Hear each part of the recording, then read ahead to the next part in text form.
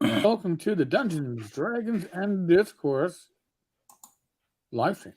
I am one of your hosts, Eric Tenkar, your bartender in the OSR, and with me, as is the usual, twice a month, is none other than Glenn Hallstrom, Old Man Grognard.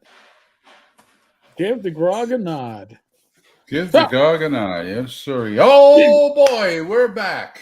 we're back. We started. Uh, We actually when OGL 1.1 leaked, I think we were mhm. pretty much in stream. It was an interesting day. It was It was.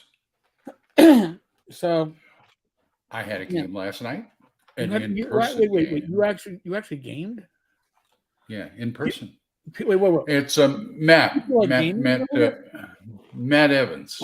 Okay, Remember Mr. Miss McArthur? Miss Garfield. Yeah. He switched over because of all this kerfuffle. He switched over to Castles and Crusades. Okay. He converted everybody's character beforehand, and it's like we just picked up where we left off, and he sort of talked through any differences.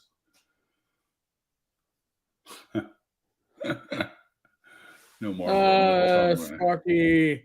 Hey guys, didn't you hear? We won. We have a new agreement with no more problematic content and only moderate pain. Wait, what? Yeah, if you have to say no, you're gonna hear. All right, you might hear that you won and we lost, but no. You got to understand that's not really what happened, right? You might have won, but we won too. Because if we didn't win, we might get fired. So we also are winners, and our bosses are winners because we're all winners. Nobody lost. Nobody lost. Well, yeah, that's the equivalent of a doctor saying this may sting a little. It may just a wee bit. Isaiah, welcome. Thank you for joining us. That's hassles and blockades. I love it. Nice cow. Nice cow. We just want to Oh, make I it guess. just a wee bit less difficult, but we're gonna still make it a pounding in your ass. Oh, since this is a podcast or a video or whatever it is, I get to Yeah. show off the stuff I got this week. Oh, These. show and tell. Do show. I got this from some company off of it was an eBay impulse. It was a Facebook impulse buy, but I got 100 of these, and you can write wet and dry erase on them. Oh, that's really cool, actually. The trouble is I didn't know they were 1.5 inches, Okay. and I want 1 inch so it'll fit within a square. So I got on Amazon and got these, which are 1 inch across, and you can write on them.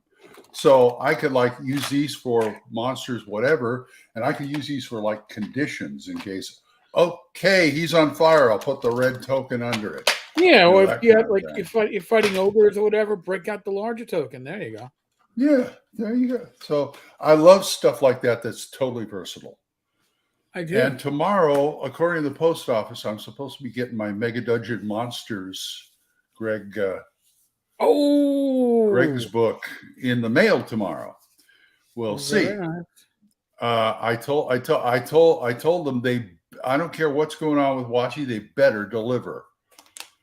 That was my way. That was my way of supporting him.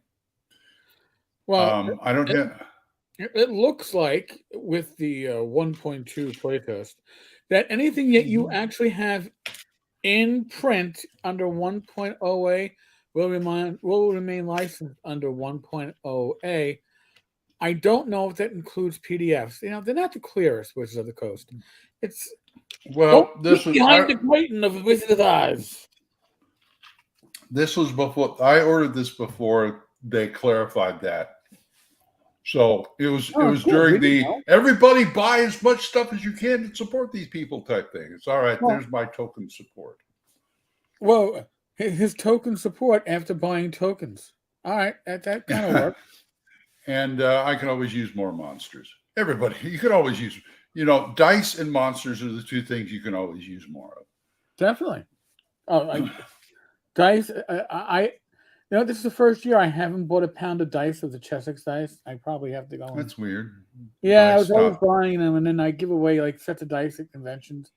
It's like I got a big ton of dice in my bag, and then I've got one of those sideways candy jars that the candy places used to have with the lid. Oh you yeah, reach in and I don't have the size. I got one half. I got one half full of dice. That's the way it So should be. if I ever get a gaming area, honey, it's probably going to go like over there. Okay, anybody need dice? Right there. Go ahead. And I can buy I can buy a pound of dice. Yeah, I can buy a pound of dice every once in a while and dump it in there. You know. Yeah, that's a good way to lose dice. I still have some of the what do you call it? The Dollar Tree dice from like a year or two ago, when I bought a whole box of like 24 sets. They're not bad dice for $1. I found in November. I finally found them at Dollar Tree when of course Dollar Tree went to $1.25. Oh yeah. So yeah, now they're just coming to Oklahoma, I guess. There you go. Yeah, they probably only had like the shit brown color left.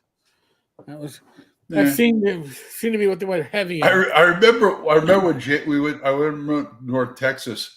Jason handed me a set.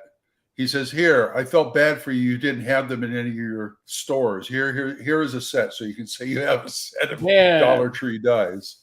Woohoo!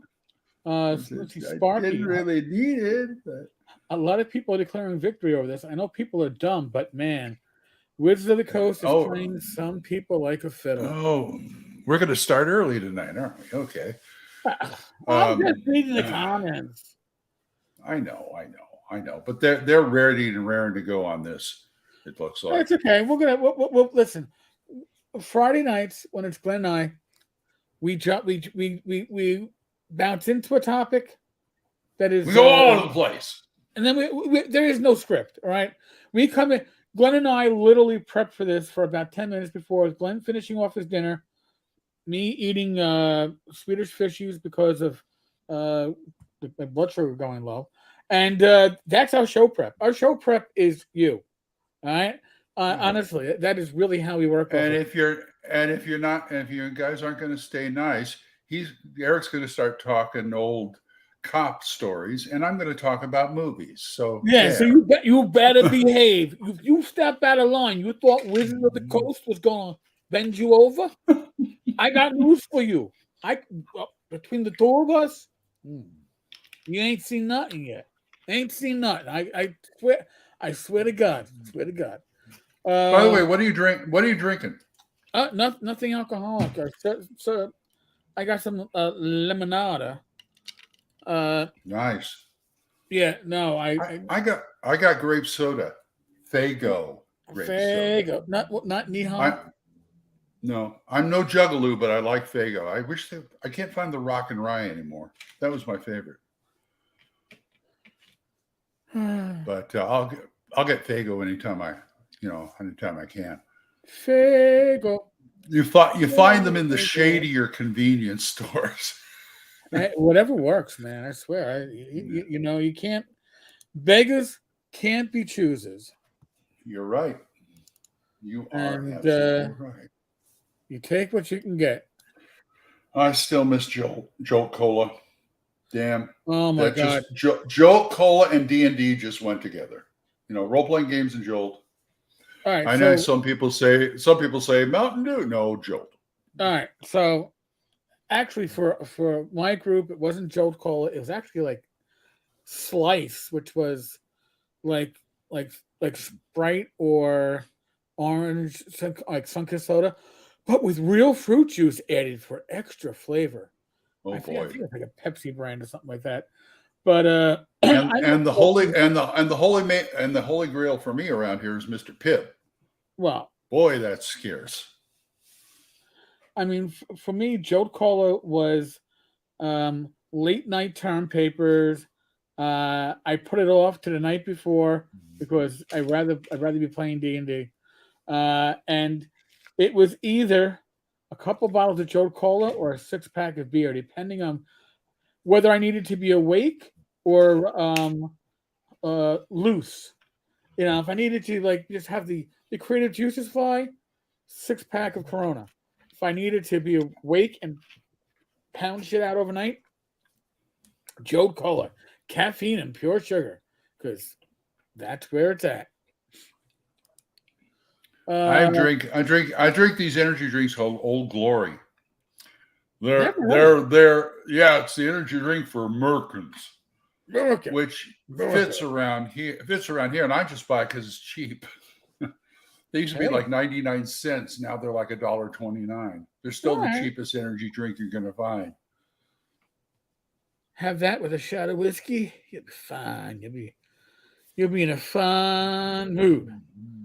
Naughty Okay. Professor, the survey was a bit surprising, and they did ask about the deauthorization of 1.0a and our satisfaction with the news. I was surprised. Wow. I said they wouldn't even touch it, so I was wrong. I was wrong. Just gonna. If I'm wrong, I admit. This whole OGL mess with Wizards, it's taking on to me the feeling of a union arbitration with the company, with WotC being the company and us being the. I'm waiting for Jimmy Hoffa to show up. Yeah, we're the Teamsters. We're the Teamsters. They're the corporation. Well, it does feel arbitration, like but it feels. It does. And they're giving us a deal that was, you're going to take this deal and you're going to like it. And it's like, well, wait a second. We're the workers. We're doing this shit.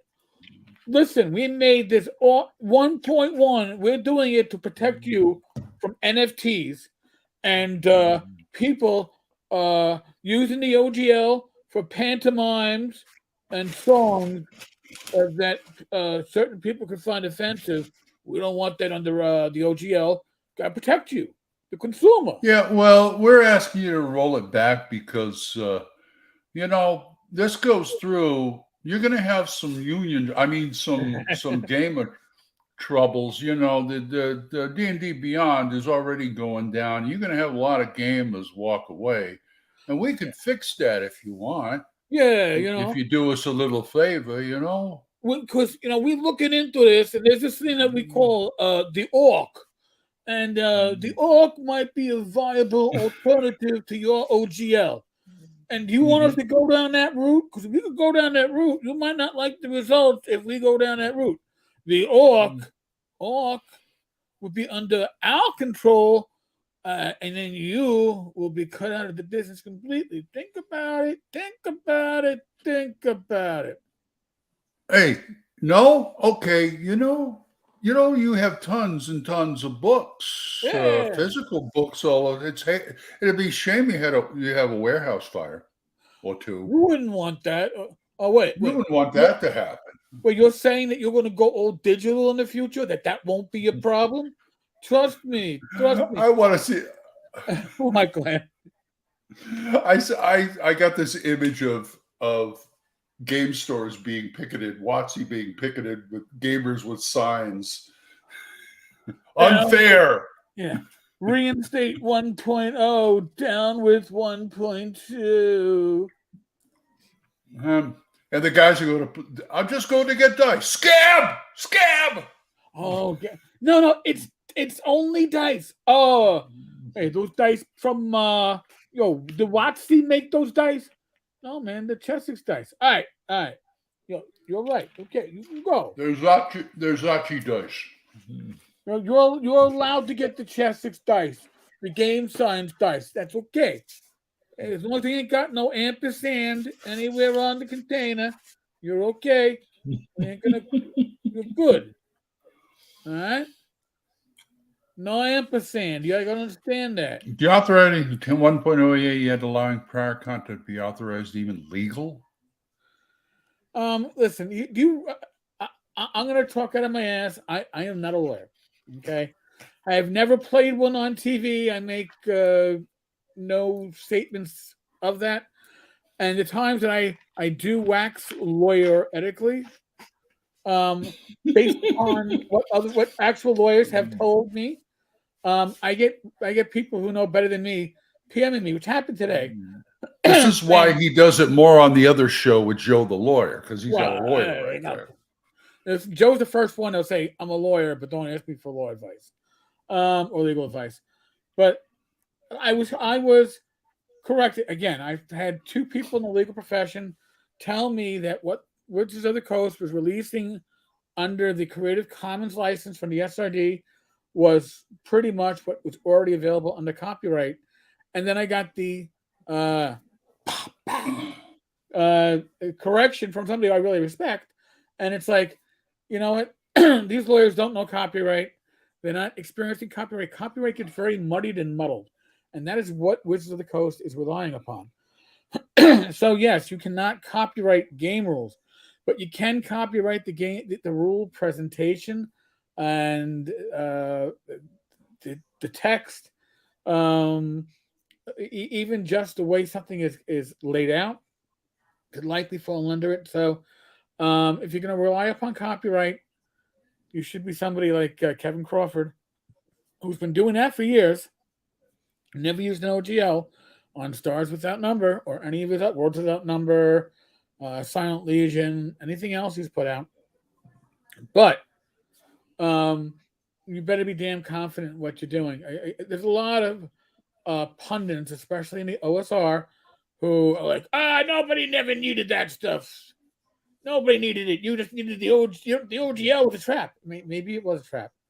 But honestly, do you want to be the one that becomes Mayfair Games of 2022, 2023 and get sued by Big Bad WotC for violating their IP? I don't think I want it.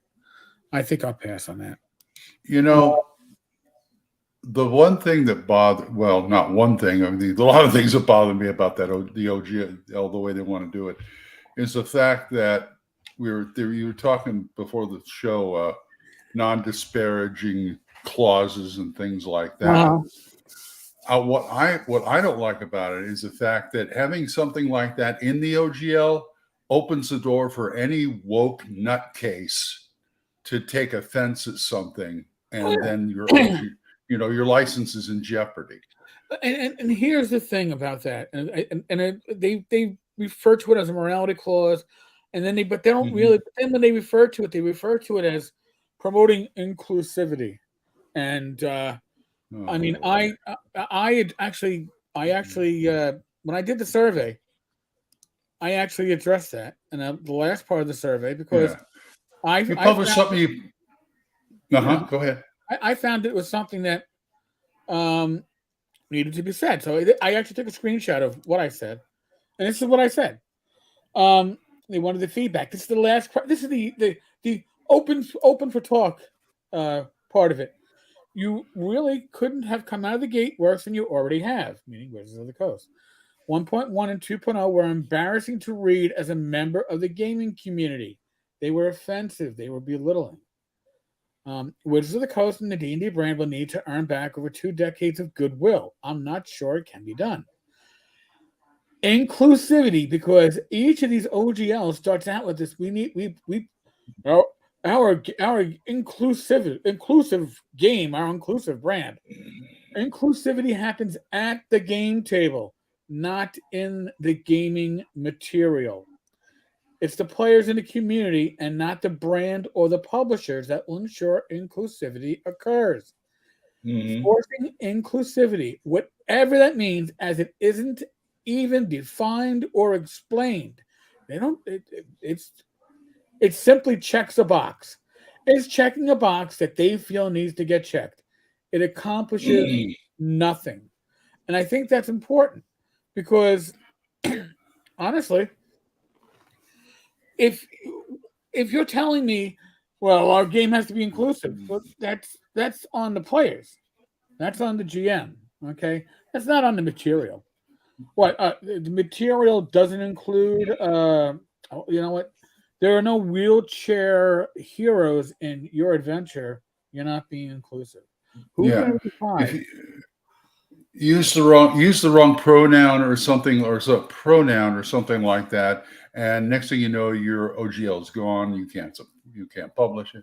You know that's baloney.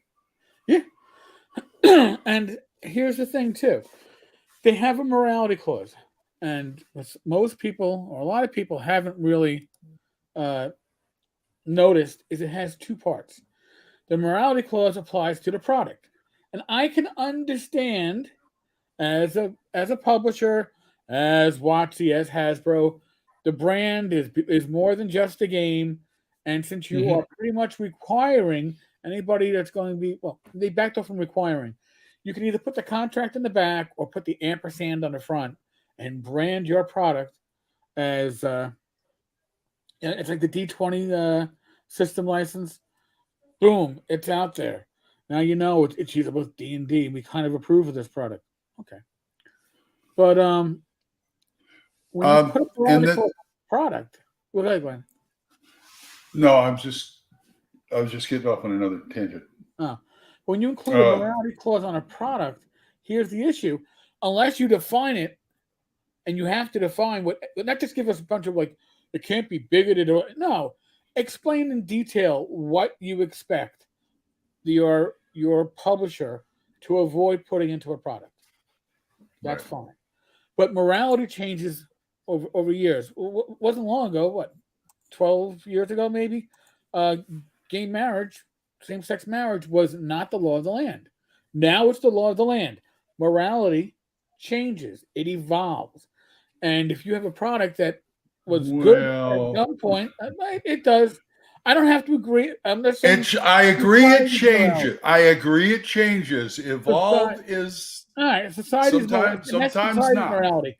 But morality is a personal thing, right? Right. What I might find offensive, Glenn might find offensive.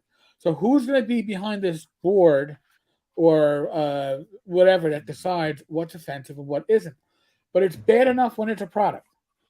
When you say the morality clause also applies to the person, now you're muddying the waters and you're getting to the point where you take a person because you personally find them offensive. And hey, I shared James Raggy's essay that was on his video where he talks about these inclusivity clauses, these uh, these I don't know these they're like a trap.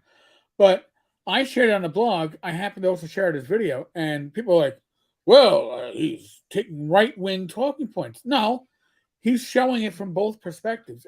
I can That's again, right. I can understand. I understand why a company would want such. I can understand why certain people would want such. It's a slippery slope, and I know it's like, oh, but Tenkar is in favor of censorship.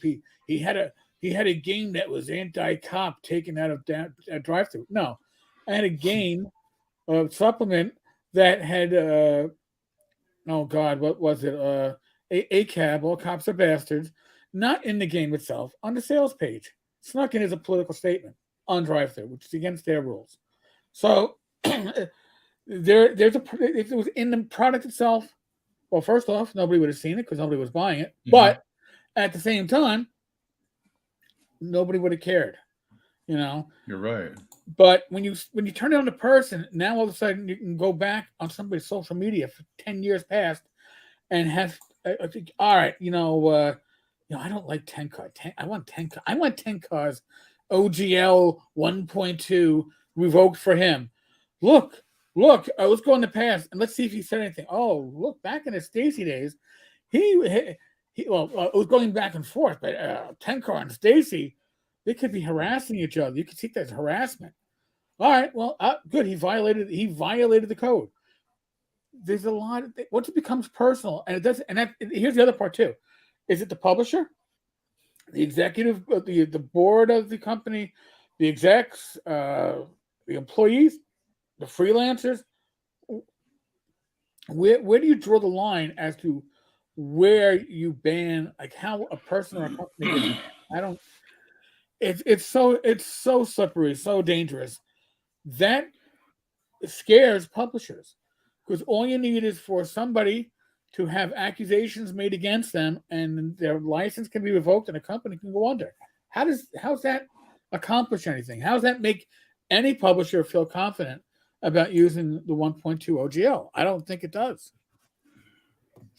Now, on a related note, Yeah. did you watch that video I put up there for you from Dungeon Delver about that letter they sent influencers? Yes, actually, I watched 2 videos on it. One that was I mean, had a much he clearer. ooh, Yeah. The other video had a much clearer screenshot. I actually took screenshots of it. yeah. It really. I don't know if other people heard about it. So Well, I go want go to. ahead and go, please. No, Go no, ahead. no. You know, I help me here. Help me, Obi-Wan Kenobi. Help me here, Eric. All right. Well, hold on Tell a them what second. it's all about. Tell me what it's. These are influencers that are They got a letter from right Watsy. now. I'm not Or an 100% email. sure whether they are on the WotC payroll or payola roll. Well, what I'm saying Mhm. by that is, are these getting monetary consideration for their support of WotC, or are they getting free product to review, whatnot? I don't know. Obviously, I am not one, nor do I play it on Yeah. TV. But So, man, what Dungeon Delver just got irate over the subject. I think it was mainly Watsy blowing smoke up their butt or something. well, it's like we've all had a bad couple of weeks. They've all been stressful weeks. Listen, has the last 2 weeks have I lacked? First off, do I sound hoarse compared to when I started this? Yes. It's like it's been a long con weekend over the last 2 weeks. I've done a lot of talking and a lot of videos. Not saying I haven't. Okay. Mhm. So, but is it the stress? It's for the influencers? No, I'm sure it's been a lot of stress at Woods Other Coast. I'm sure. So, but we're all in this together. So we understand if you want to comment. We understand if you want to comment on the OGL, and you can comment on it, but you can't really comment on the products. Like you got to be positive about the products, even if you are being critical about the process. And it was very weird. Let me see. Is this Mhm. it? Yeah, that's it. Hold on a second. Hold What on. I like about what I like about Dungeon Delver is the fact that all these other people are trying to talk about the Watsy OGL. You know, they're getting. You can tell they're getting angry, but they're like keeping it together. No, he just goes out and we needed somebody to do that, to Right. just get irate and angry. Over. So this is the beginning of the letter. Hello, D&D creators and influencers. First and foremost, I understand the past few weeks have been an extraordinarily difficult time for many of us, but especially for all of you. On behalf of myself and the entire D&D influencer team, folks, let you take a step back. Yeah. Understand they have a team devoted to D&D influencers. I Mhm. had no idea. I didn't know that it's not one person. There's a team. There's a team I hope they involved in bought this. him.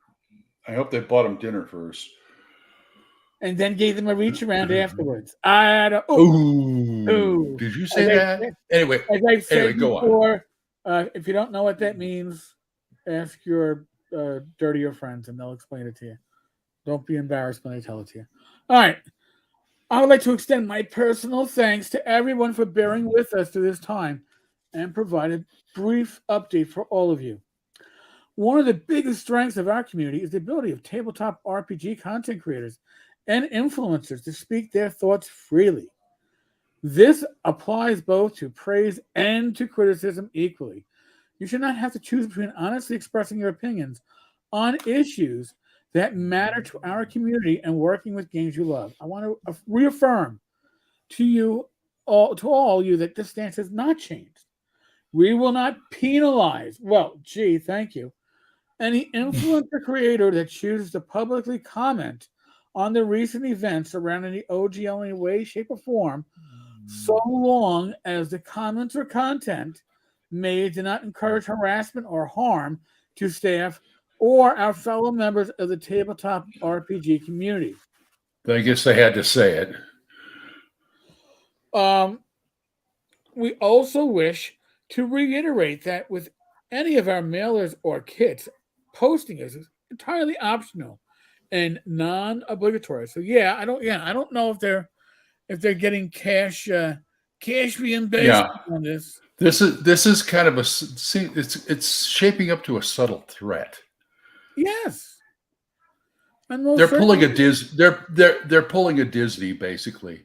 All you influencers, if you still want stuff from us, you better give it a good review. Yes. All right. So here, hold on. Let me get to the next part of this. Oh, this should be good. All right. Hold on. And is it 50-50 chance I got the right one? There we go. Yes. If you are not comfortable sharing recently received products for the audience at this time, then it's entirely okay. Your health, well-being, safety, and comfort take priority. Period. Oh Lord. So apparently all D&D influencers are by definition snowflakes. I'm just saying. If for any reason you see communication or action to the contrary, please reach out to me directly. Freedom of expression in our community is something the D&D influence team takes extremely seriously and will happily fight for. I'm confused. If for any reason you see communication or action to the contrary, reach out and we'll correct it. Who or what is going to? I saw another influencer say, "Punch a Watsy in the face." I mean, what are we talking? It makes me wonder if I just love that set. Your health, well-being, safety, and comfort take priority. Thank you. I needed you to tell me that. I would never have taken priority for myself and taken time out for myself. It warms my heart to know that Hasbro and Watsy are concerned with my health. Yes. If you have feedback, questions, comments, concerns, frustrations, or anything else you would like to share privately, please know that my email inbox remains open. Well, that's awesome. While we cannot guarantee changes, I can guarantee you that your feedback will remain entirely anonymous should you choose, and that it will be pushed as far up the chain of command as we can push it. So if you, as a D&D influencer, have a problem with the OGL, you tell us. We'll take it to Cynthia Williams. We'll take it and we'll say, Cynthia, we understand that you ran out of toilet paper. This might be a little bit too fine, but you can always use this. Yeah, you'll be entirely anonymous unless you belong to D&D Beyond. That we have the right to take whatever you write and use it however we are, and we'll just give you their names. We're gonna take your complaints and feedback and turn it into an adventure. You got it. Your voices matter deeply to us and our team, and I will continue to champion them. Finally, it is my sincerest wish that all of you can find some rest in the coming days. In other words, leave us alone for a while. Social media and the internet in general can be a loud and chaotic place. Not for nothing. All right. If you are, quote, an influencer, part of being an influencer should mean that you have skin that's a little bit tougher than the average peon. Because as an influencer, you're out there, you're in the public, you're getting looked at, you're getting people commenting at you. People are going to watch your videos and go, "You dumb schmuck, you're totally wrong." You've got to go and read those comments that are not necessarily going to be some of the nicest shit out there. I mean, your job is to stir up crap. So, right. Come on. I hope above all else, you take the time to take care of yourself and each other. This community has and will always be the best part of the work I am lucky enough to do. I look forward to continuing to serve all of you for dinner. All right, go get me a ham sandwich if you're going to serve us. There you go. So, look at that. Glenn and I, we prepped so much. I had screenshots ready to go. And if you We got believe screenshots. that, if you I'm trying to believe get that, as close as you do. What can I tell you? Sparky. Oh, no, that's right. Another professor. The whole question of the authorization being legal, like we tested in court. If you have the money, we've got the time. First thing I thought was antitrust when I first read 2.0. This smacks of antitrust. I read the same Monopoly. But by the way, another Hasbro game, I do believe. Or Milton, I think Milton Bradley is part of Hasbro now. Yes, it is. They bought them. Yeah. So, but here's the thing: you have to have money to play the court game, and as large as Paizo is, and by the way, Eric Mona did a live stream last night on the Roll for Combat channel. I watched the first. I listened to the first half. It's a 2-hour long live stream. So if you like our live streams, you're probably like that. I listened to the first half, driving out to Long Island with Rach, and Eric did a great job talking about this. But it's a costly court fight for anybody. Nobody's doing this pro bono. Okay, it's going to be expensive. Even if you get a good lawyer who'll do it on the cheap, it's going to be expensive. And WotC can outspend you. All right, that's going to be their tactic. So, just be ready. Paul per night. Oh, Glenn, holy crap! Do you want to know how far behind I am in comments, Glenn? 30 minutes. That far. That's all right. We got time. It isn't this far behind on comments. I'm like that far. Have you noticed something about tonight? What? I've seen quite a few names that I have never seen here before. Oh, definitely. I think last week kind of woke them up or something. Could be. Angus, you apparently rolled a magic user, but they won't last long anyway, so that's okay. So don't worry about it. You'll be re-rolling a new character shortly because you are playing old school D&D. Oh yeah. You thought nothing wrong with that. Forget about it. Yeah. I'll give you a WotC right through your face, man. I want to. And then you think you're talking a funny ha-ha, funny hee-hee. Peachy. Yeah, peach. Yeah.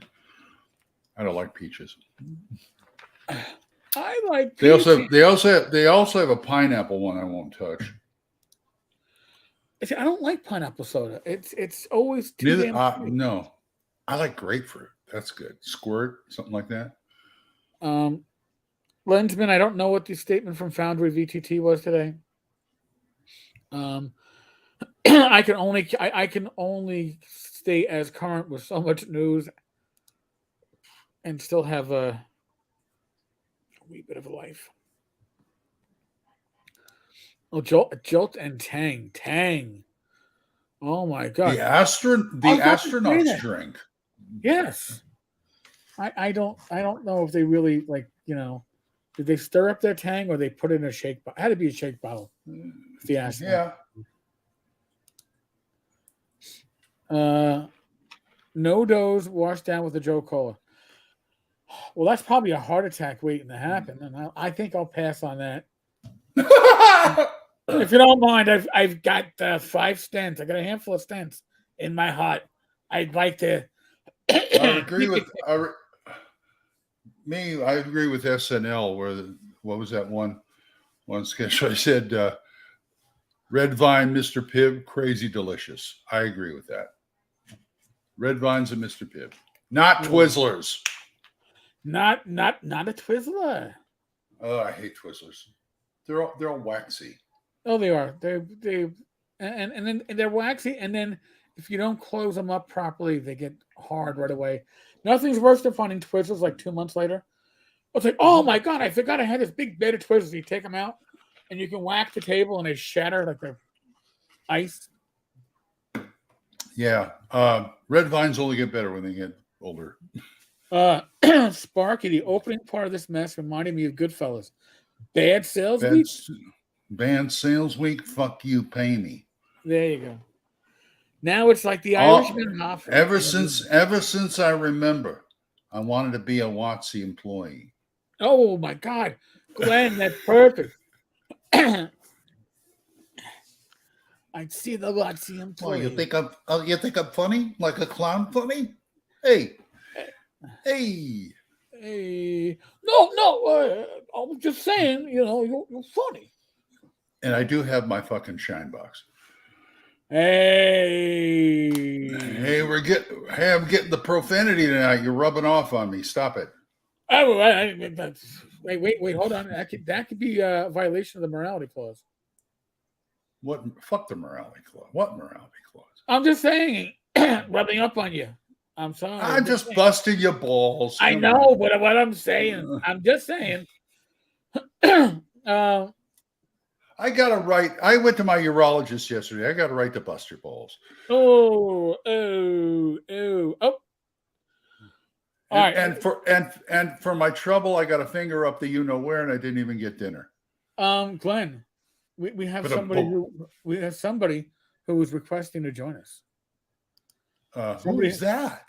Somebody who just apparently, I think, woke up from a nap but wants to catch us up. Oh, let the bum on. All right. I have a good idea who it is. You got a good idea? Yeah, but if he wants to join this madness, sure. Oh, and wait. Oh, sorry. I thought he was going to school us. It looks like we have to school him. But in any case, is 1.2 draft sound like Wizards of the Coast trying to form a monopoly for themselves? And is this legal? Yeah. And that's why I said antitrust. If you got the money, it's all legal. Uh-oh. Yeah. I was right. I can't quit you. I need you, Glenn. I need you. So the other night I stayed up till I couldn't get to bed, and I'm reading stuff about Hasbro wants. I mean, on and on. I mean, and Eric's probably been going through this the past week too.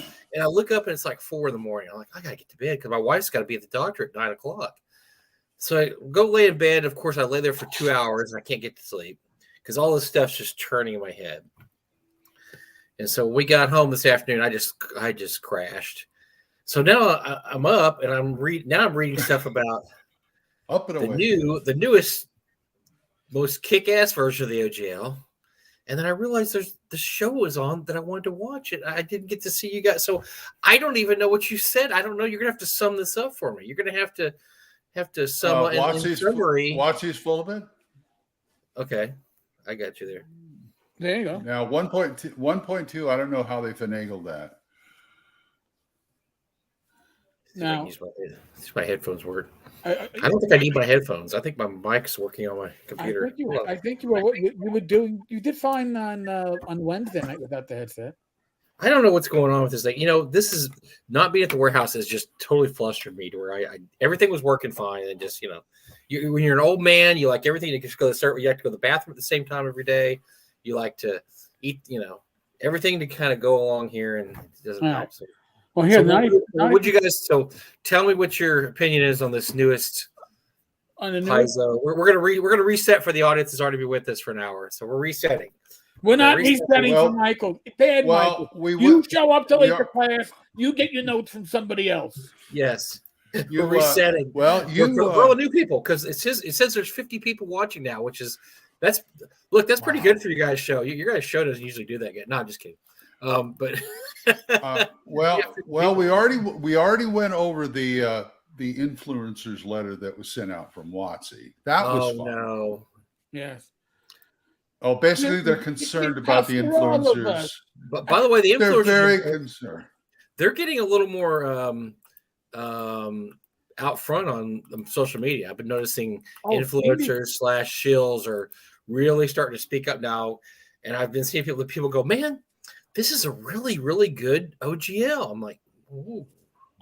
Alternate dimension that I entered here. And I'm like, yeah. And so I think the shills / influencers are getting a little more bold because WotC's probably putting the pedal to the metal, going, you guys need to get in there. You guys need to get in there and start telling them this is a great deal, and start throwing that out there. Now, I don't think Ben Riggs is an influencer or a shill, but Ben didn't help with his post. I read his post and all the responses, which there was over 100 responses, and there were some really good stuff.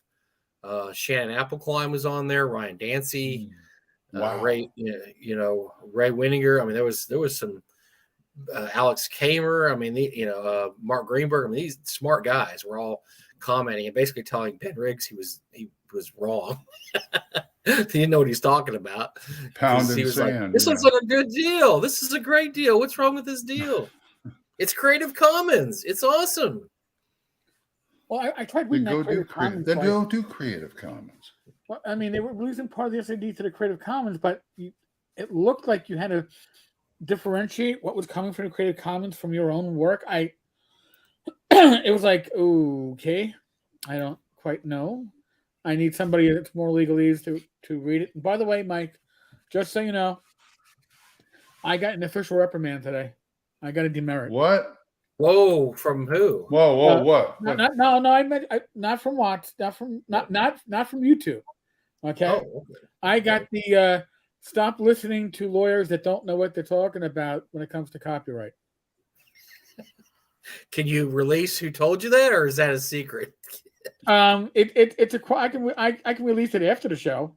Okay. Yeah, and it's somebody I know on a personal level, and I have Joe the lawyer. But we do talk to lawyers who do know copyright and IP, though. I mean, we're not just pulling this out of our butt. No, you come on Thursday night, you find a load of them. Yeah, I mean, like the finger up Glenn's butt the other day.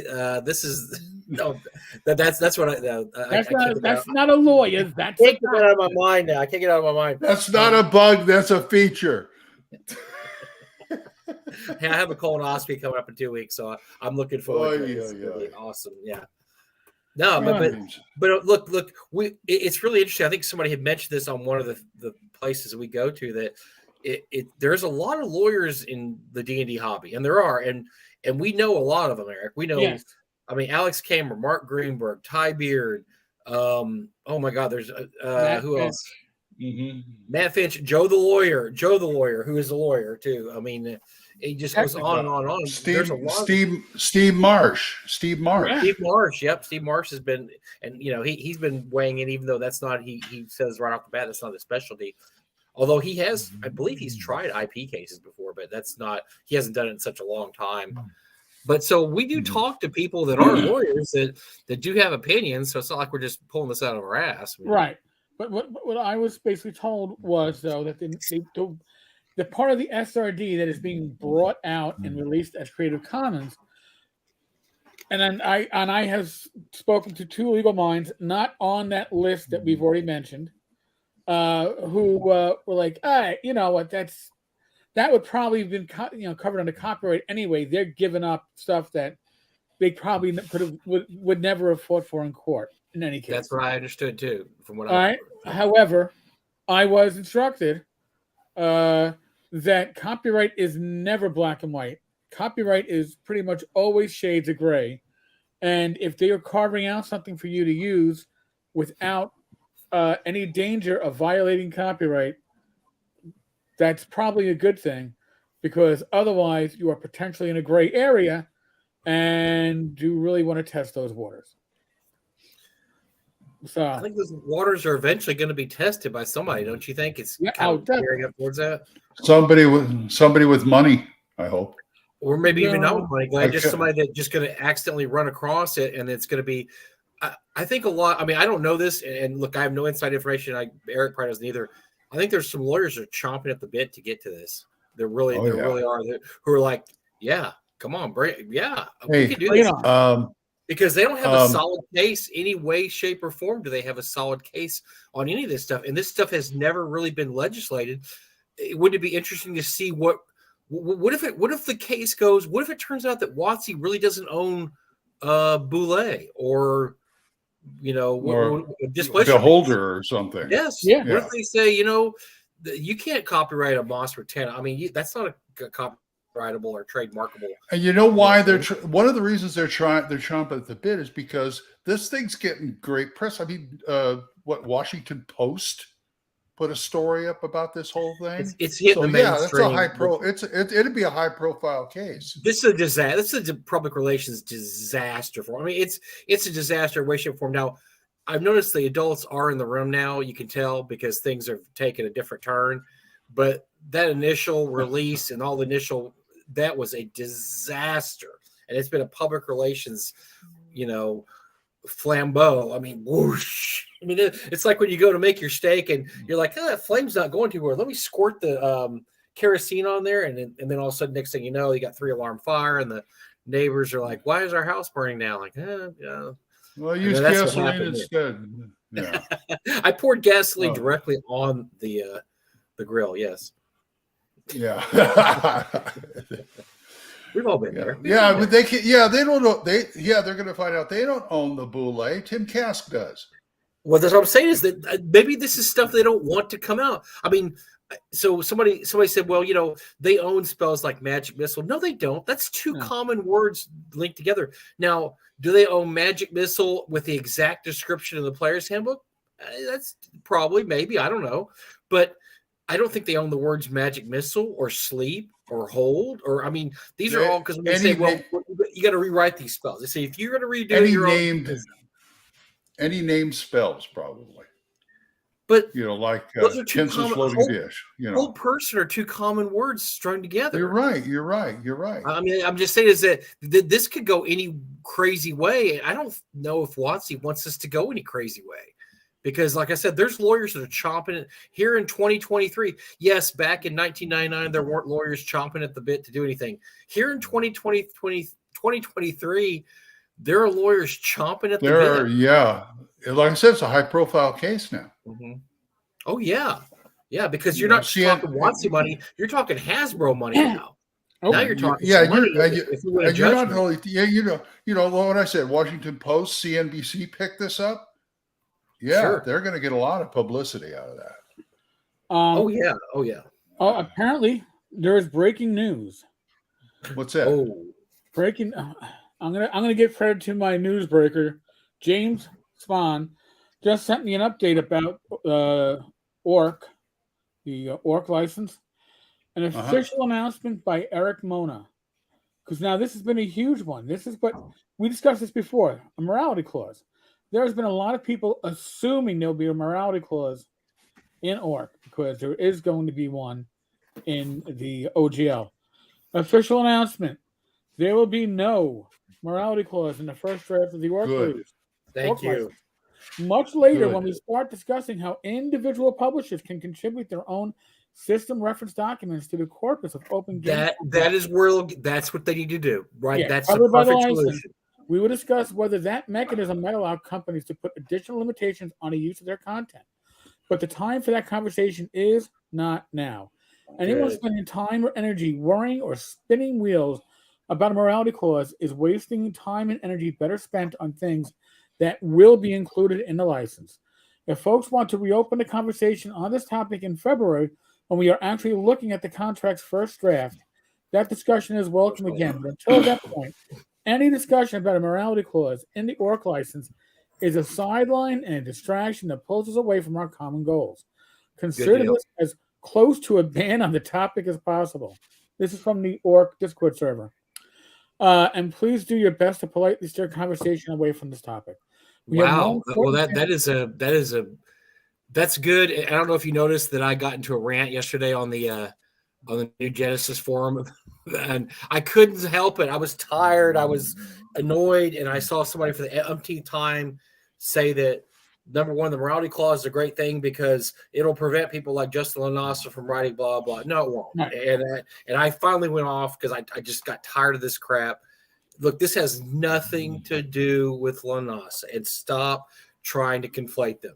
If Justin Lanasa was never born out of his mommy's little cigarette belly, and Ernie had gone into, become a veterinarian, and Dave Johnson had, enlisted in the Coast Guard. I mean, it didn't matter. This was going to be in here. This is just something they wanted to put in here. Has nothing to do with Justin Lanasa.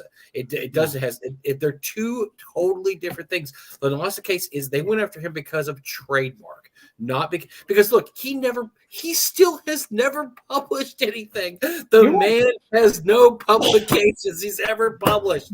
He's done nothing. You can't.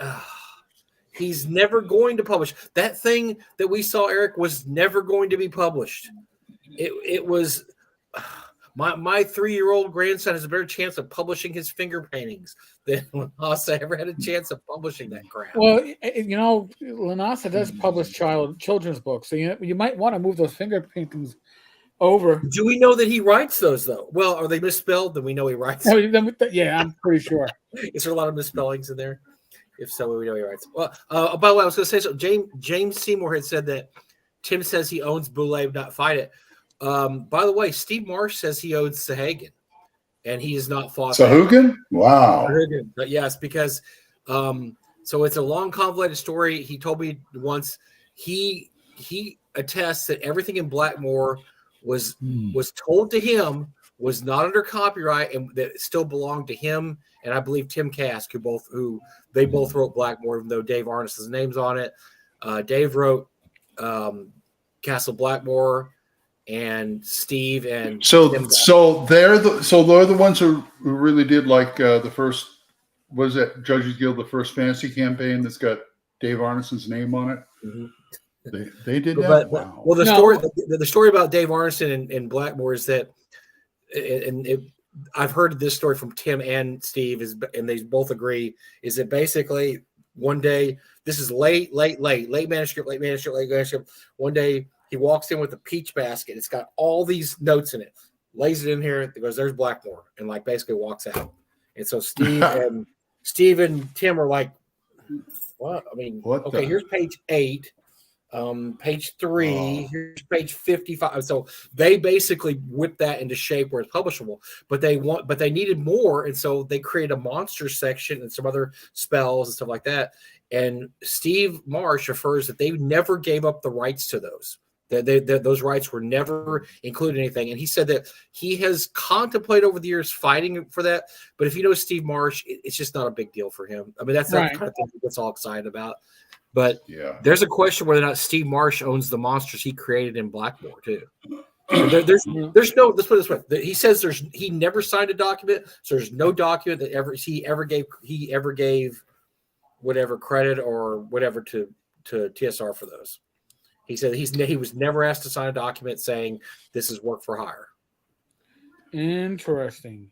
So, this is stuff that Watsy doesn't want to eventually come up someday, because what if that came up and they said, well, here's one of the monsters we own, this game, which by the way is also, I believe, a creature from Mormon mythology, which is where Steve got it because Steve's a Mormon. So, what if they say they own that and Steve pops up and says, "Show me." Steve was a Mormon. Okay. Oh yeah. Yeah, big Mormon. Big Mormon. I don't know. He's a Mormon.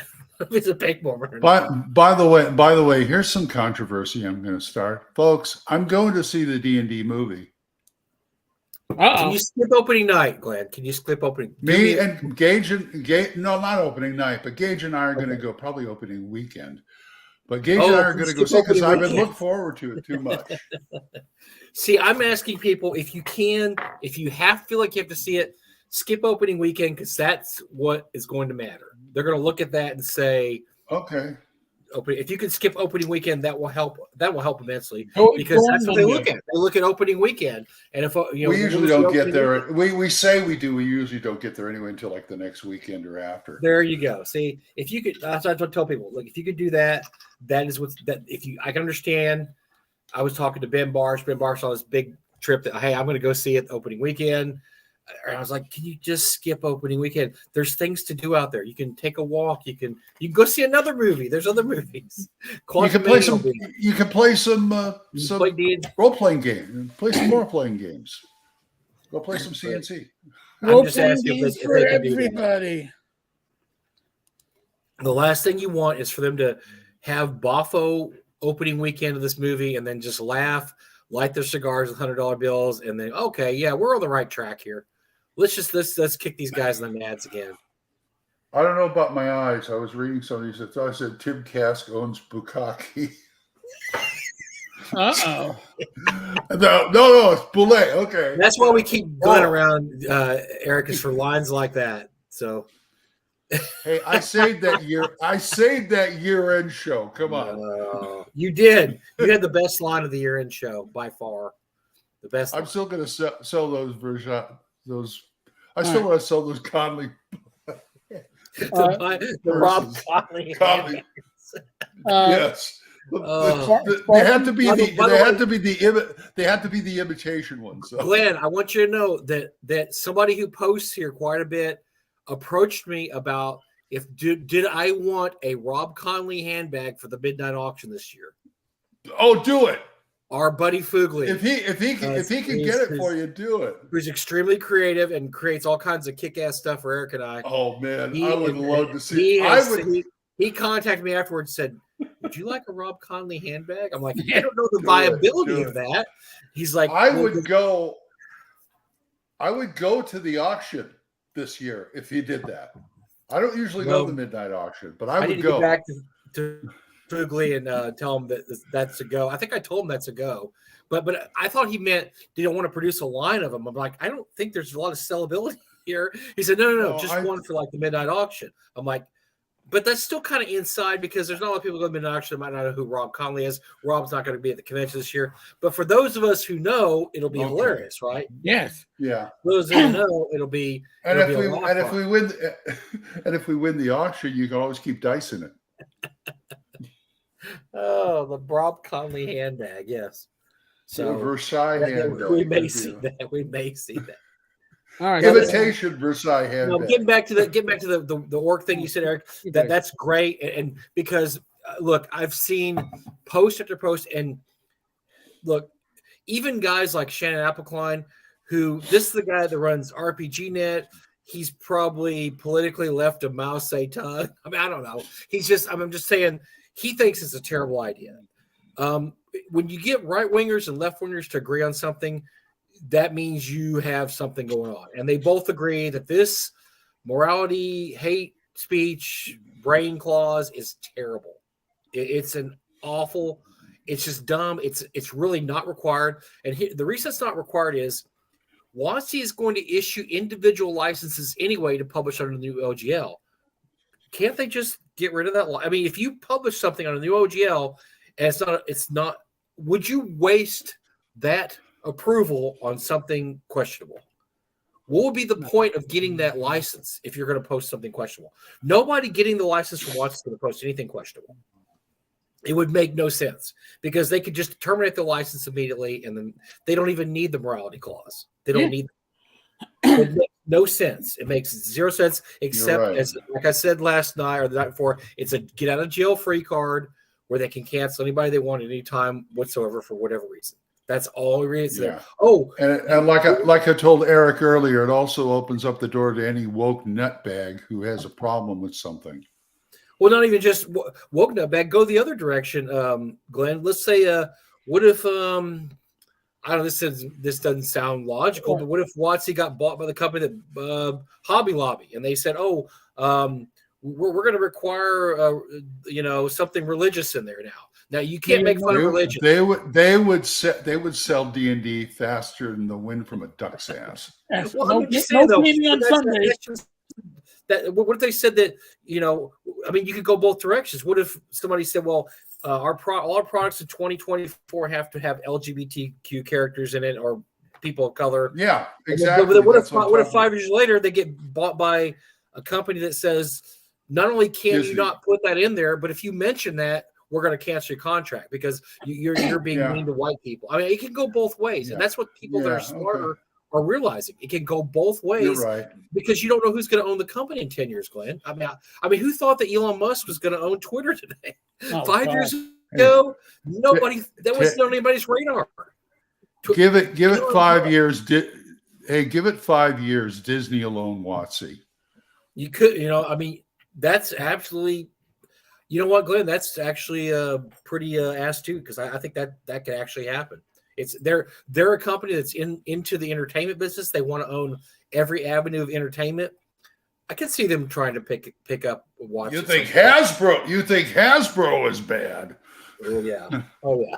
So now Sparky sent me the link that you see on the screen here, and it's from Foundry, the VTT. It's a pretty popular VTT, and they apparently analyzed the 1.2, and it said it includes unwitting acceptance. There's a particularly dangerous combination of statements in OGL 1.2, which, unless corrected by Wizards of the Coast, may result in creators unknowingly and non-consensually accepting the terms of this new license. By using our licensed content, you agree to the terms of this license. Our licensed content, the license covers any content in the SRD 5.1 or any subsequent version of the SRD we release under this license that is not licensed to you under Creative Commons. You may use that content in your own works on the terms of this license. If a creator uses content from the SRD version 5.1, the current version of the SRD, which has been available since May 2016, they implicitly agree to the terms of the OGL 1.2 license. This means that simply by publishing content that was developed under 1.0A and SRD version 5.1, many creators will unknowingly accept the 1.2 terms.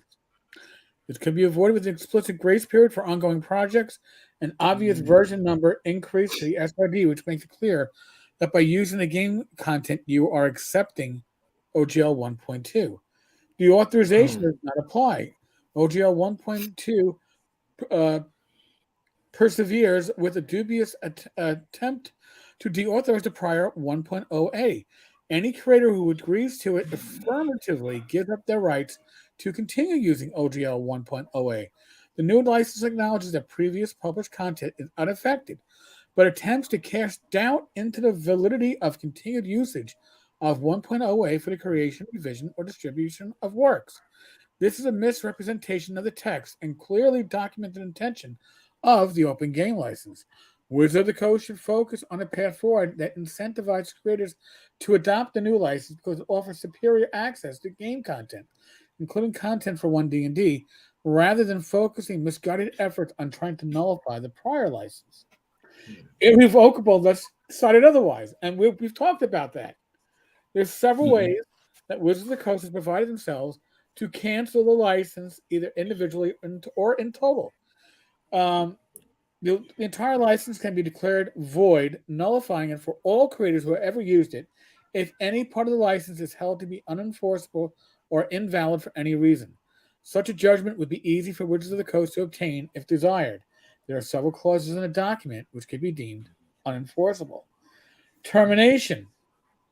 This is where you give up.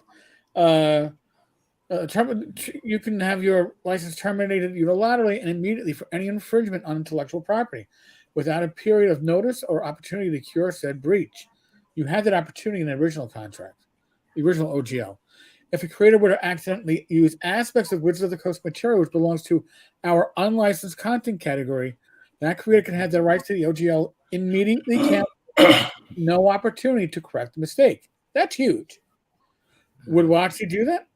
If there were a creator they wish to eliminate, they might scour that creator's historical body of work, looking for anything that can be argued as infringement. Yes, Glenn. Yep. Hey, I was in radio for a while, and if we can get this, those kind of clauses out of there where it can terminate for any reason at a whim, could they do the same thing to the FCC, because they have a similar clause in their contract? They can fine you and done you for anything they think is wrong. But anyway, yeah, that'd be great if we could plug all these loopholes. Yeah, a class action waiver. That's huge. If you adopt the license, you can't be part of a class action. The virtual tabletop policy, it's a policy. It's not part of the license. So that can be changed on a whim. That's interesting, right? Thou shalt not animate. I missed this part. The perplexing focus on animation and spell effects is an absurd heuristic as the primary example of what makes a virtual tabletop different from a video game. If differentiating between VTT and a video game is essential, there are far more cogent classifiers to use. Are the actions of both player and non-player characters controlled by a human? Does the game experience provide a framework for collaborative storytelling? Can a game master invent new rules on the fly? Surely VTTs and video games alike may have both animation present in a way they communicate information visually to others. Even if a focus on animation is removed, it is concerning that Wizards of the Coast would choose which software features are appropriate for a virtual tabletop to implement and which are not. Would that be an issue for Fantasy Grounds? It has animated dice, right? Are they trying to do it? So does Roll20, you know? Yeah. So I never thought about that. It's a long article. I'm gonna have to go through this. It'll probably be another video.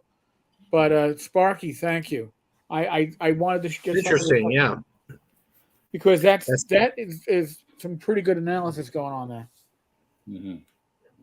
Not that we don't do good analysis, we do very good analysis. If I had to have a middle name, my middle name would be Analyst. I thought it was something else. It's actually Siegfried, but yes, not Flounder. Flounder was just a nickname in the PD. Eric Siegfried Flounder. Something lower. Anyway. Hey, Mike. So Bad Mike, when are you going to start your own OGL? I'm going to wait and see what shakes out. I have an OSR rule set that I wrote based on some great ideas of Eric's and Continual Light. It's different. It's a very rules light role playing game. It uses what I call the quest system, that's Eric's idea of each adventure going towards a level. No, there's no experience points in the game. It's just each adventure you go on puts you closer to go up another level. And so I don't know. We'll see what shakes out. Maybe it's a milestone level thing. Well, so for instance, in Swords Wizard Light, if you go on one adventure, you need one adventure to get to second level. No, two adventures to get to second level, three adventures to get to third level. So basically, by the time you've done 5 adventures, you're fifth level, or third level, or whatever. And then you have, and if you extrapolate that out, you need 4 more to go to fourth level and 5 to go to 5. My game taps out at fifth level. Fifth level is the highest level you can be in this game. When you get to fifth level, you can either choose to continue to do your character who can't go up in level, but they can get different abilities, or you can start another character. And if you start another character, they benefit from a relationship you create with the previous character. You can say this was that person's apprentice. It's their son, their whatever, and then they're able to get that character. So you're basically building your own fantasy world as your adventure. You build it through years and years. That's interesting. Yeah, so I'm interested to see what a group would do with that. So, because like I said, it's built on a hex crawl system where you're in a hex and you're exploring all these other hexes. The more your characters go up in level and you have different characters, the more they start building their own kingdoms. So you might end up, let's say you've been playing for 5 years, you may end up with 3 or 4 retired characters, and those are the NPCs of your campaign. Kind of like when Gary and them used to do. I mean, look at all the mages now, like the Tensor and all the Mordenkainen. Those were all Gary and them's old characters. Certain and Grig and all those guys. Those were all the old characters of Gary and them that became NPCs. That's what you'd end up doing. Eventually, your characters would become NPCs in this campaign world. Mm-hmm. I never played it. I have an outline for how you'd play it. Like I said, it's very rules light. Very small selection of spells. It's probably as much storytelling as it is dice rolling. Dice rolling is a big part of it because I love dice rolling, but there's also a lot of storytelling because you have to explain why your characters are where they are. And I have a system also when you go up a level. So old school systems, they talk about how it's about you write your own story. The DM is not supposed to give you a story. You create your own story by creating the adventure. So what this is you don't create any background for your character starting out. Every level you go up, you give the DM a piece of your background. And by the time you're 5th level, they have the whole background. So this is the background of your character. Wow. So like you may start out, and because there's no reason to create a background for a character that might not survive the first adventure, right? Why would you create a background? He might die. Yeah. But every adventure and every level he survives and goes up, he's allowed to create part of his backstory. And the DM has to work with that backstory. The DM, whatever the player says, the DM has to start working with that. It's okay, well, we can work that in. Then that's kind of your reward for actually going up a level, is you get to tell the DM, here's part of my backstory. Anyway, I don't want to. It's a long. I'm sorry, I hijacked it here, but I would like to see. I would like to see what Orc comes up with and how I could fit in, because I have a lot of unique rules in there. So it'd probably work under a system like Orc, but I would change things up quite a bit. But that's the best way I think to do it, is to wait for an existing system.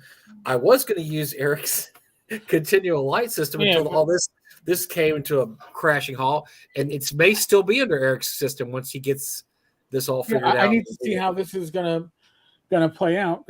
Yeah, I mean, listen, I have certainly stirred the pot and made some enemies in my time, and I don't know if somebody's be like, might refer certain icons in the industry as being like, oh well, picking on, I don't know, the Hut would get me, I'll punch Tenko in the throat.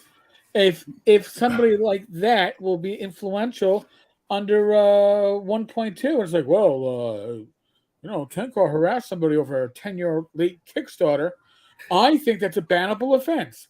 I don't want to be in that situation and get locked into it, which is the reason why Continual Light is literally like stuck in motion right now. I got to see what we're going to do with it. And if it's different enough, it will be a true second edition. And if I need to change it enough to make it a true, not just second printing, a second edition, I'm going to add a little content. I'm going to make it, I'm going to tweak it. It'll still be very simplified. It's still going to play like Continual Light, but maybe there'll be a few little extra things you can turn left or right and adjust stuff. So, okay, that works. Interesting. yeah. No, but I think you're absolutely right, and that's not a irrational fear, because if they want to get rid of you, look, we've all published something on Facebook that probably would be hatred. I don't know. They could just make. I mean, it could be anything. It's a mind crime at this point. Well, you said here that I mean, I don't know. It could be. It's just anything, and it really could get that bad. Well, it could be. I would hate to see, because we know the idea that silence is violence. Because you didn't stand up for something, now maybe you didn't take action. Heard that one before. What if you friended somebody and you friended them 6 or 7 years ago, and you haven't checked in on them, and since then they've become a reprehensible human being? Well, that's one of the bannable offenses, right? Is why are you friends with this person? Is a terrible person. How many degrees of separation? And again, I've this out. Is it all right? So my company, Tavern Publishing, Tenko's Tavern Gammon, literally. It's just me. What if I had me and 2 business partners, and one of my business partners said something stupid? Yeah. Does the whole company get banned? All right. What if my freelancer goes a little bit like, ape shit over somebody who called them something, and they use a bannable word? Now, is my product, which has nothing offensive in it, going to be banned because their name is on the product? Or is my company going to get banned because they were a freelancer working for me at the time on a product? Yeah. It is a slippery slope, folks. I mean, I understand the intention. It is. It's the witch hunt again. Well, 50s witch hunt. Yeah, it's who watches the Watchmen, right? I mean, yeah. Look, in a perfect world, it'd be great to have somebody prevent that stuff, but there's humans in charge, and if there's humans in charge, anything can happen, right? That's right. I mean, when I was a cop, and I listen, no secret, I did my time in internal affairs as a supervisor. We had something that we refer to as white shirt immunity.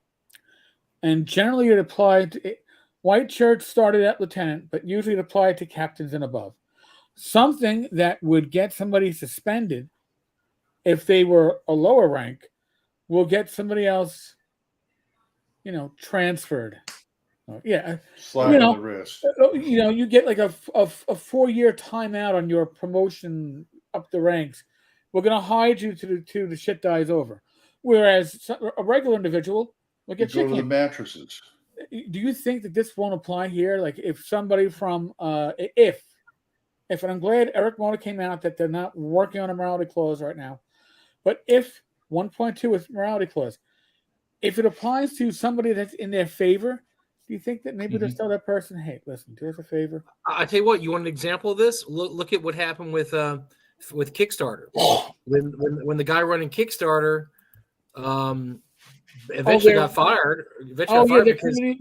Their gaming community relations vice president or whatever. Yeah. Who's giving preferential treatment to certain Kickstarters that, by the way, went against the terms of Kickstarter. But yeah, we're just going to let that slide. It can go against the terms because I know who you are and you're a good dude. And I mean, that made his own Kickstarter, a staff pick. Yep. I can't remember. But that's almost smacks of like cronyism. Well, very much so, yeah. Morality clauses will lead to cronyism. They're built into it. They're literally baked into the system. Anything that requires judgment, all right, allows personal opinion, personal thoughts, personal beliefs, personal connections to cloud your judgment. All right. But I know John Smith. And yeah, they're a bit rough around the edges. I don't think he really meant to call to use that bad word in reference to. So you know what? We'll let it slide. Oh, I don't know this person. Look what they said. Oh, they said some cats have Asian eyes. Well, they gotta go. What? They mentioned Siamese cats, and that's a racist comment these days. You can't. How long would Tom Tullis last under this? Oh, Tom can never publish under the 1.2. And he's not a bad guy because Tom's a funny guy, and his funniness, his sense of humor. He likes uncomfortable humor that can, would definitely be. Yeah, that's not going to work. No, I don't know if this is too soon or not, but I was thinking yesterday. I wonder what Doug would have thought of all this. I don't know if he'd have paid too much attention to it because honestly, he was never really with. Look, first of all, I'd have had to sit down and explain what the OGL was. I would have had to explain everything we've talked about the past few weeks and explain why it impacts, because he wouldn't have understood this at all. And so why it impacts these smaller publishers and whatever. But he was never really one of those guys that was into like what was currently going on anywhere. It would have to have all been explained. It would have to have been explained to him that this is what's going on. And then, look, he's not a big WotC. He was not a big WotC or 5e fan. He would have been like, yeah, whatever. I don't care about them. You can ban them from the con. You can ban one D&D from the con. I don't care. Because he was never a huge fan of either, like I said, WotC or the 5e. Well, I thought maybe he had deep enough pockets to take this on. I'm sure he would have dropped some money. I'm sure he would donate money. But you know what? There's a lot of people out there now that probably would willing to donate money. I mean, not that are like, yeah, this. If you think you got a chance to make some noise, here's $10,000. Here's what we have those people in our hobby. That's what GoFundMe people that might drop some money for. You're right. You're right. Yeah, I've been to the regular auction. I've seen them. Yeah. The people are dropping $20,000 on a little piece of paper, that says this belongs to, whatever. Yeah, those are the people that would probably. This belongs to Gary Gygax. Yeah. Yeah. So I put up a link in the chat to the actual play test OGL. How you can play test an OGL, I don't know. That should. Hey, wait a minute. Was somebody back there? I think it was Tabletop Tap Room said I said something smart. Wow. Thank you. Whoa. Hey. Let's hold on a second, Glenn. This is like those progressive commercials. Let's bring out the challenge flag. Are we sure we're talking about Glenn here? No. Glenn, you say a lot. You say a lot of smart stuff. You do. That's Yeah, why it's not you're. just- That's why you're a co-host. Yes. You know. It's fun. That's why I'm a Toho. Or all right. Well, or a cohort. I'm just silly. I'm just silly all the time. You're a cohort, Glenn. You're a cohort. I cohort. I'm just silly all the time. I can barely run a game, but I'm silly. How silly are you?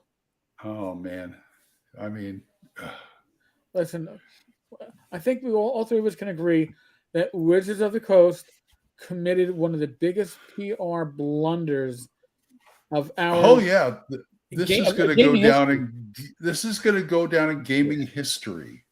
Yeah. You know, I used to be They went- amused of the no gnomes bullshit in 4E. No, Not just gnomes, gaming no. history, it'll be marketing history.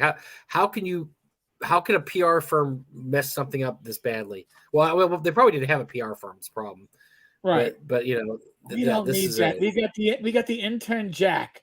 Jack, what do you think See- we should do? Well, just WotC went turbo is basically what happened. If anybody catches that reference. Hey, can we fuck up our own amazing? We've done amazing PR without doing any work. Can we put some work into fucking that up? Can we just put some work into it? Was it the Thursday Discord server or some other video or something like that where they likened this to the producers? Mhm. Yeah, but a while back. I don't know. Springtime for Hitler in Germany. Let's find the worst way we can mess up this game, and then we'll get out of there with the money. Yeah, that kind of listen, we need to our market cap is just too damn big. We need to lower it before the movie. Do you think you can do that? I might be able to. Can you shoot me in the foot while you do it too? Because I really, really feel that this IP is just, it's going too strongly. I'd like to see you take it into the gutter and beat it a few times, and then leave the gun, take the cannoli. Can we do that? That'd work. Shit. Yes, and yes, Miss Williams, it was under monetized, but can't do it this way. Can't make up for it this way. Tabletop time. I thought they were just going to fix like I don't know, make Magic the Gathering more expensive or something. I didn't think. Oh, they already did that. Right, that's going to come. That'll come. Here's your $1,000 booster pack of limited cards that are unplayable cards. And unplayable, but we're going to ruin the aftermarket on these ones. Come on. Oh, Tammy, my sweetheart. Hi. Howdy-ho. Oh, I Howdy-ho. Mr. Hanky the Christmas too. Ever since I was a boy, I wanted to be a game developer. Anyway. Bigger marketing blog. I wanted to be a game developer until I worked for a game company. I'm like, oh, no way. No. Nope. Oh, not yeah, that was a marketing blunder with the Explorer. It's a feature. If your tires can blow up, it's a feature. It's like being in Speed or something like that, or the Fast and the Furious. We give you that as a bonus. Just think about it. Other companies could charge you for that. We're going to give it to you for free. One time I had to go somewhere and didn't have a car. I borrowed a friend's car to go down to Monterey. It was a Samurai, and the winds were so tough. All I could think of is I'm going to end up turned over, ain't I? It's a windsail. Auditions for Wizard of Oz and a few. I got a gig right now, so I'm going to be doing some kind of reading on stage, and they're actually going to pay me for it for once. Ignore the man behind the curtain. Okay. Wrapped through me. That's funny. They were sicking the Sturges on us, basically. Yeah, pretty much, man. Blood suckers. Yeah. Reminds me of Coke rolling out new Coke. Listen, we had the most popular product, right? And now they're going to tell you our most popular product tastes like shit. You should never have drank. You should never drink it. You should. Don't ever.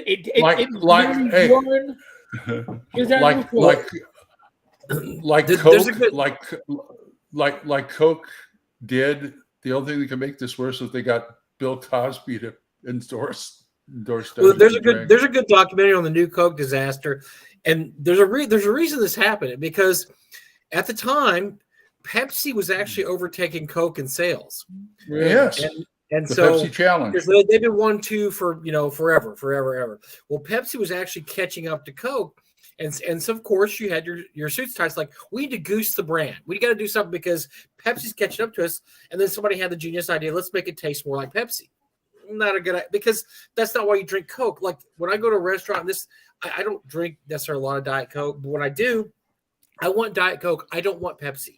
And I hate when you go to a restaurant, because usually they're either a Pepsi or Coke restaurant, right? Because each of them is a brand that has several brands behind it. Right. Like for instance, Pepsi is also Dr. Pepper, Mountain Dew, a bunch of things. I can't remember. Yeah, but the thing is, Dr. Pepper is kind of separate, because no matter what they have, you can always get a Dr. Pepper. Right. And so you'll go in and you say, "Oh, can I get Diet Coke?" Well, we have Pepsi. Well, I don't want a Pepsi, so no.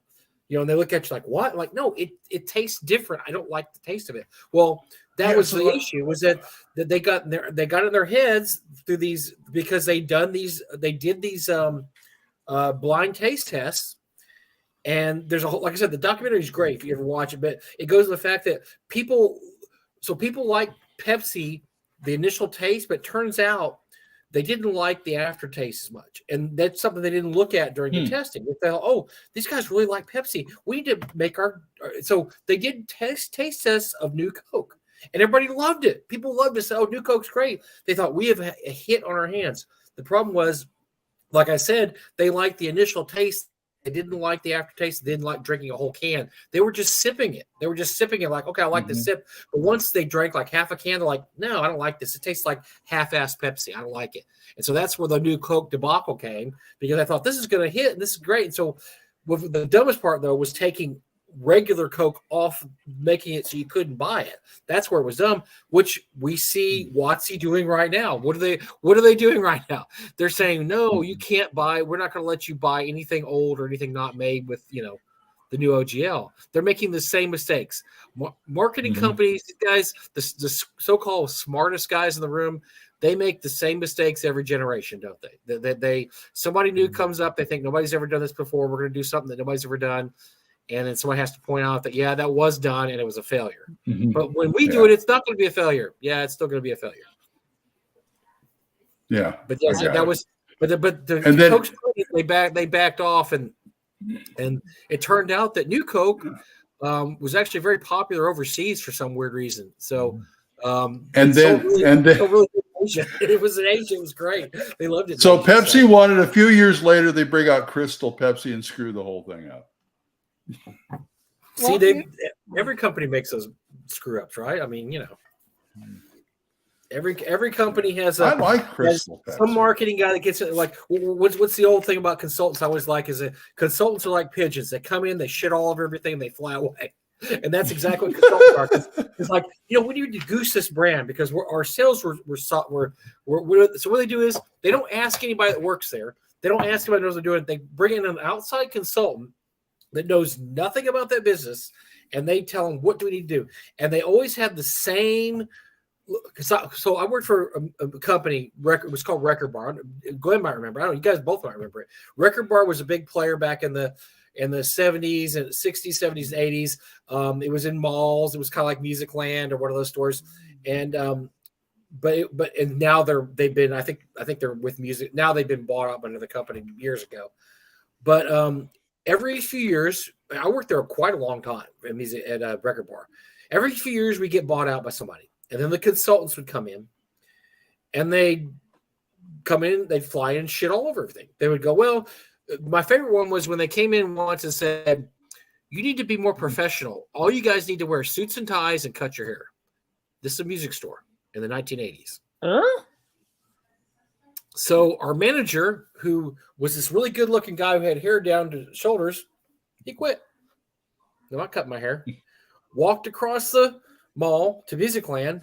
The minute he said, I want a job. You're hired, manager. He was that good. That's how good this guy was. And then 6 months, they were killing our sales, just absolutely kicking the S out of us. All because some suit somewhere thought it'd be great if we all had a more professional appearance. Now, of course, they rescinded this after about 3 months. They said, oh, that's a terrible idea. We had so many people quit. No kidding. Because it's a record store. People don't care if you're wearing a suit and tie. And now, luckily, our boss was real leaning on the suit and tie thing. She's like, you don't have to wear a suit. If you wear a tie, you can wear a skinny tie. I don't know if you have. But they thought it was like a furniture store or something. Jeez. It just shows you, Glenn. I mean, I don't even know what they were thinking. She said, whenever you bring in somebody that buys a company, they feel like they have to put their mark on that company. And so I don't know if this is somebody that came in and said that, we need to put our mark on this, because they did switch over leadership in November, right? Eric, was it November? Mike. November. Yeah. So maybe when they came in and said, we need to put our mark on this, and we're going to be hard ass about this, and we're going to get rid of this OGL stuff. I'm going to relate this to movies because it's all us, right. Every time, every director or whoever, whatever project they're working on, whenever the studio changes management, they're sweating bullets because they want to kill everything that the previous management did, just so they can say our stuff's better, putting their mark starting on from it. Here. Yeah. I mean, I think I was look at the whole, in that vein, Glenn, look at the Justice League movie. So that was that was pretty much finished, film done. And then, and I'm sorry, Snyder, I think his daughter committed suicide, so he could not finish doing the movie. He left. Abrams came in and said, "Nah, we're going to change the whole thing up." He had his own vision for the movie, and he redid all these reshot scenes. I mean, this thing ended up costing millions of dollars extra because he didn't just want to finish up Zack Snyder's movie. He thought, I'm going to put my own imprint on it, and I'm going to do whatever. Now, you can see what Abrams did, but now they have the Zack Snyder print too, which I like the Snyder version better. And a lot of people say they like the Snyder version much better because he had a real good vision about what he was doing. And Abrams just came in there and shit all over it. Abrams just came in and shit all over everything and then just left. Yeah. Go back to Star Trek. Okay. Go ruin Star Trek some more. I mean, we need more of that streakiness on the screen. It needs more lens flares. Yeah.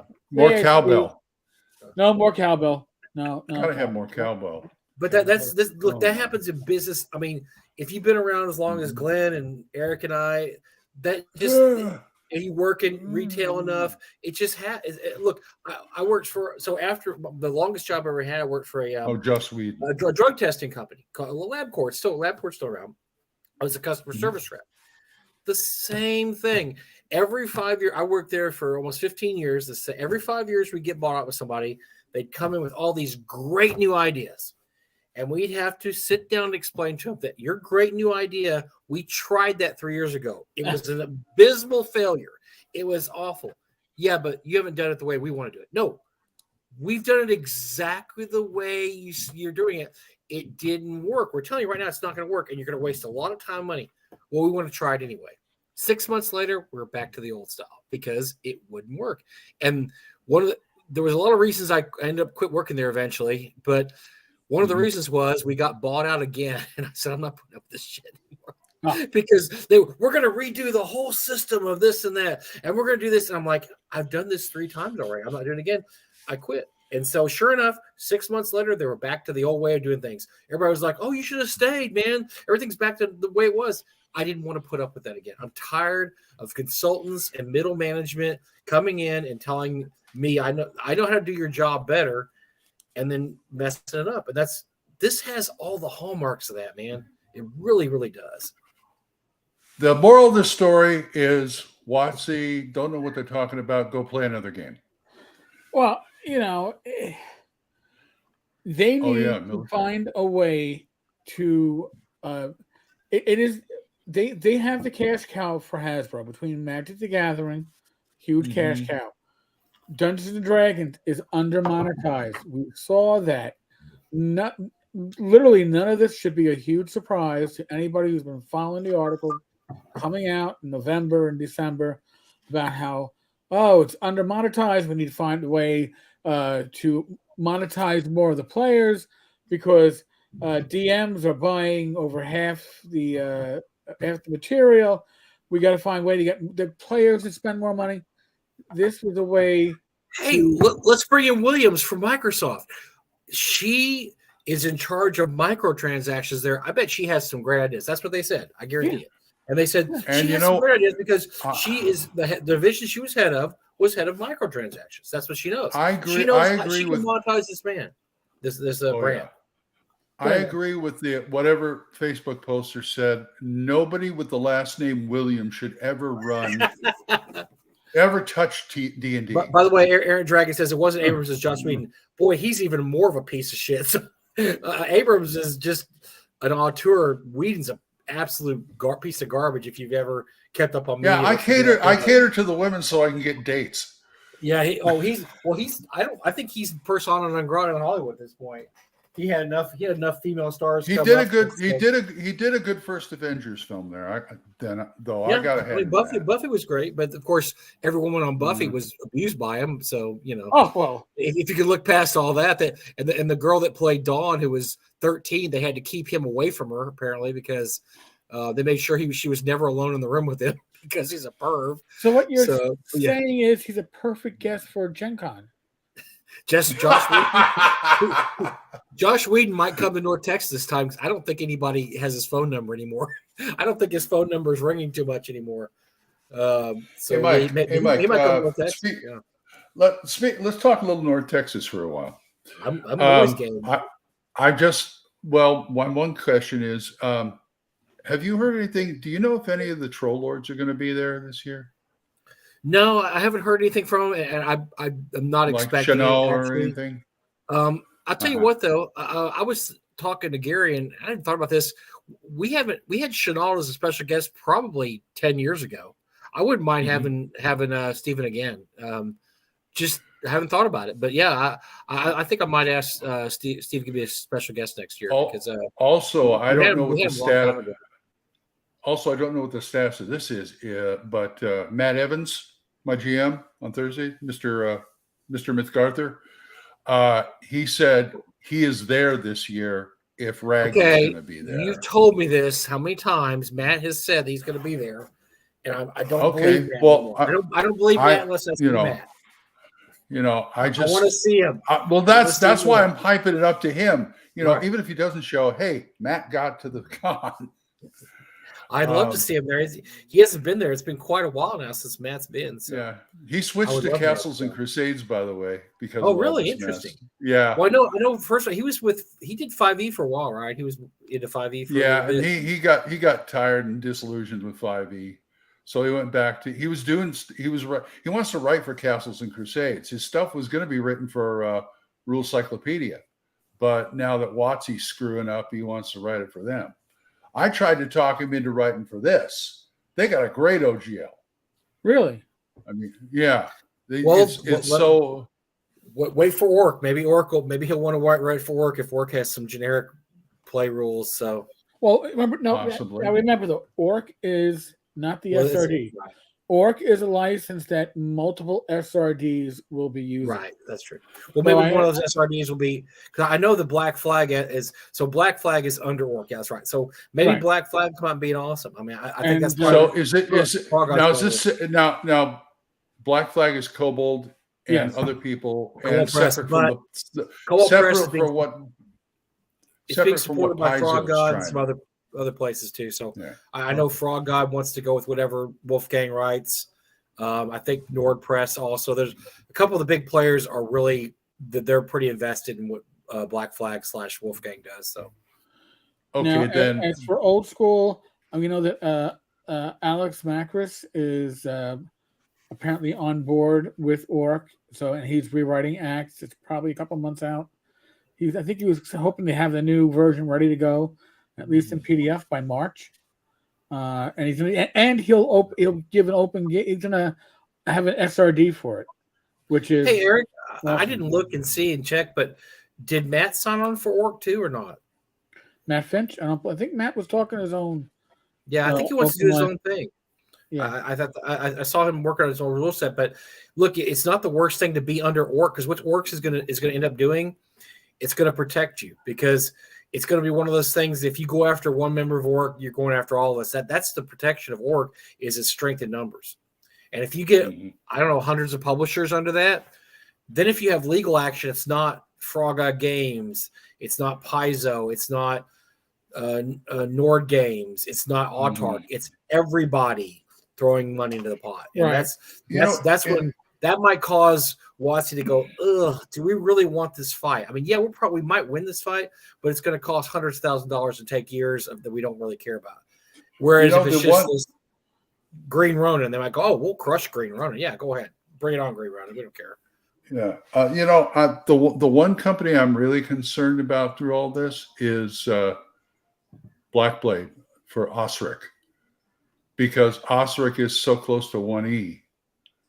How would they rewrite that and still make it compatible? I agree with you, Glenn. Yeah, I don't know if you can make Osric compatible with anything. And look, because it was made to be able to.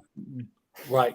Here's a good thing about Osric, though, Glenn, is that if they keep to their word so far, WotC, and they say you can publish anything that's already been published, there's nothing new being published for Osric. There's no supplements. There's no extra books. Everything for Osric has been published now, so you could sell Osric forever until the cows come home. So you can write a new supplement and say it's compatible with Osric? No. Well, that was the whole point of writing Osric. All right, hold on a second. That was the whole point. Hold on. Let me step back for a second.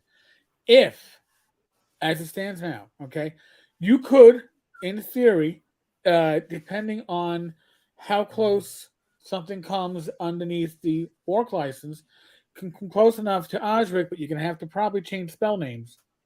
All right? But, or you can publish under 1.2, and they're talking on Twitter that they're going to release other SRDs, the prior SRDs, under 1.2.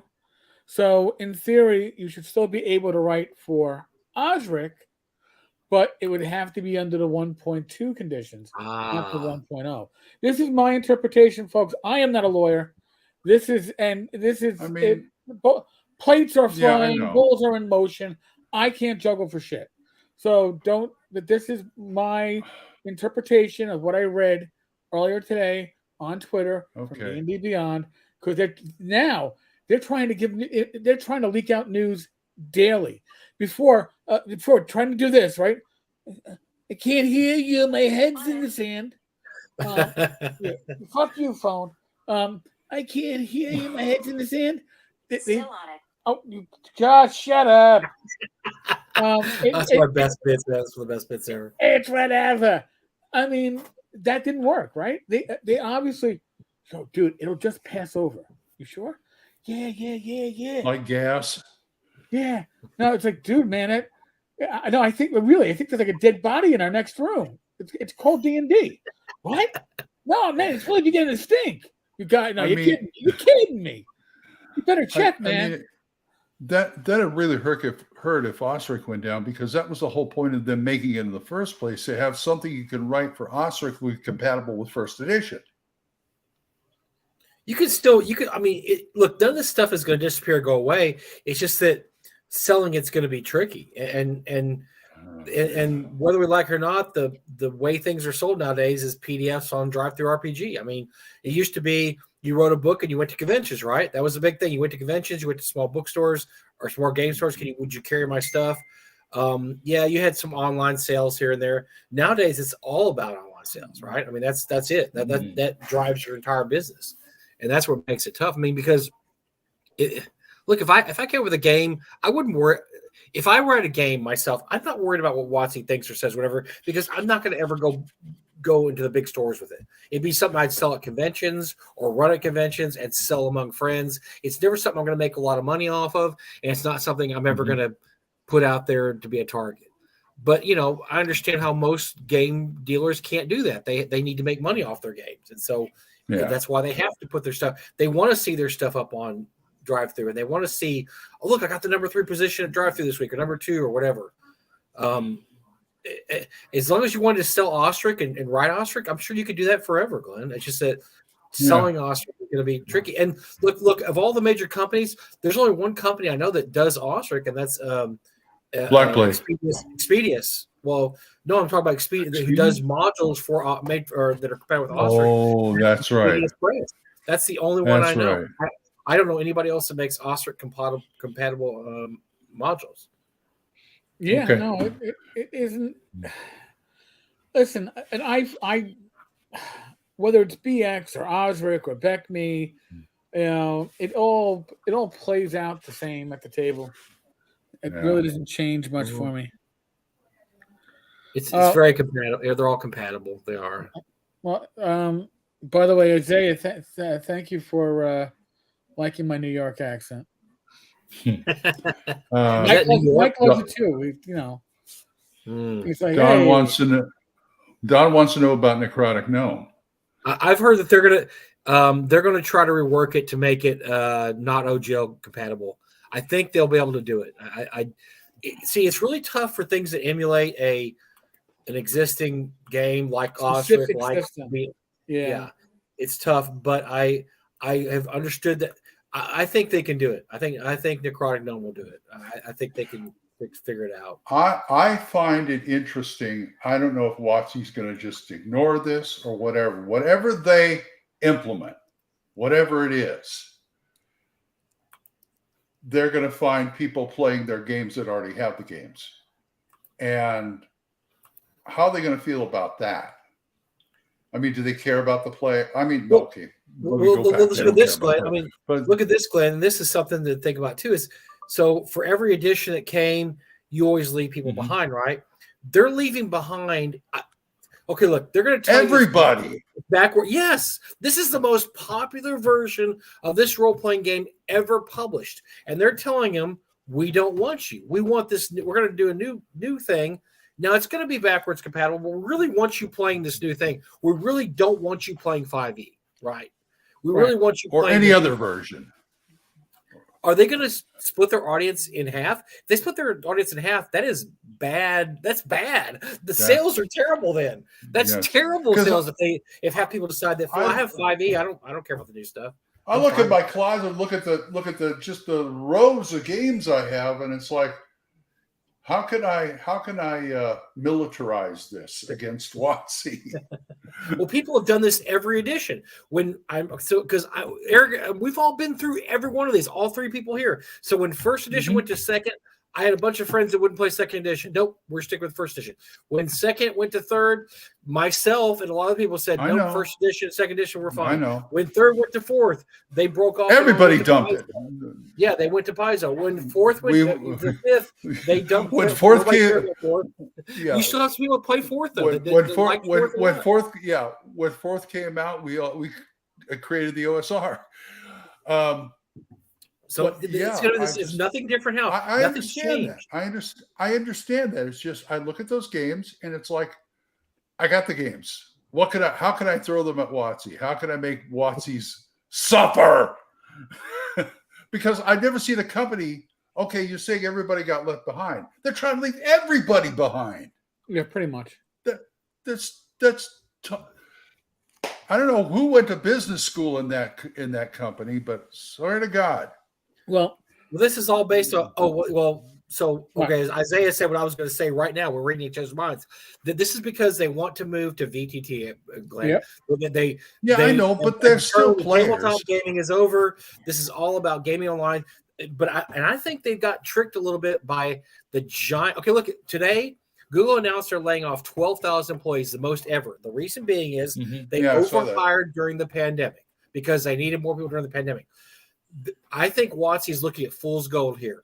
Their game shot up to stratospheric heights during the pandemic when what was going on? We're all stuck at home with nothing to do except play online. We couldn't play in person. Except my group. Right. But you couldn't. So I think I had one group. this is based on a little bit of fool's gold. Yeah. That if we put this online, we're going to get umpteen bazillion dollars. You're going to get a lot of people, but a lot of people that are playing online are not lifers like we are. There are people that played online for a while because they were bored and they were stuck at home and they had nothing to do. And now that they can go outside and see the sun again and play, in the park, they're not playing online. So I don't know how viable business model this is. And I could be wrong. It's a very bad short-term plan as far as I'm concerned. The long-term, it's going to bite them in the ass. I think it's based on fool's gold. Like I said, I think the numbers were artificially inflated during COVID. And now that COVID's not a thing anymore, unless we have another pandemic, which I don't look, I think it's like 9/11. I don't think we're ever going to have another 9/11 again. Doc was saying what I was thinking. I don't think we're ever going to have another COVID lockdown again. I just don't think people are they're going to say no. And so this is something that happened once. And I just don't know if you can just keep hoping that's going to happen. Well, everybody's going to want to play online forever now. Some people do. Yeah. I played online. It's fine. But I don't know if everybody's going to want to move to online now. I mean, is that something everybody wants to do? I'll play. I won't GM online. Now, I just thought of something. It's been over a year since Roll20 has put out an OR report. And if you don't know what an OR report is, folks, it's their how many campaigns, how many games are being played using whatever rule set. And they were bragging about it during COVID. But the last year, we haven't heard anything from them. In the last year, they merged with Drive-Thru-RPG. Now, do you think it's possible, and I haven't checked Fantasy Ground is still giving out their reports, but do you think it is possible that by putting out these reports, WotC saw that 5e was driving most campaigns on both of the primary two VTTs? And it gave them the insight. We need our own VTT. Why are we giving up? It's just like when they brought up D&D Beyond for themselves. And now Roll20 is going, well, let's stop giving our competition free data on what we're doing. Let's stop. Because that's what they are. They might work together with the DMs Guild. Trust me, folks. I believe that the DMs Guild, I don't know what the license is, but when a license time is up, I suspect it. Wizards of the Coast is going to go, you know what? We can do a fine job running it ourselves within the D&D Beyond framework. Because, I mean, why give – they get 25% of the 50% that's taken from each sale. Mm-hmm. Yeah. Why not take 50%? Why not get that whole aspect for yourself? So – Miles makes a good point. All the new players that came in during Rona aren't players; they're audience members for internet TV shows. That's very true because I had people that I knew that never cared about D&D that would call me up excitedly during Corona, going, "Hey, have you ever heard of Critical Role?" Yes. I just started watching them because I'm stuck at home all day with nothing to do, and I'm already on episode 43. They're great. And I'm like, well, you have to understand.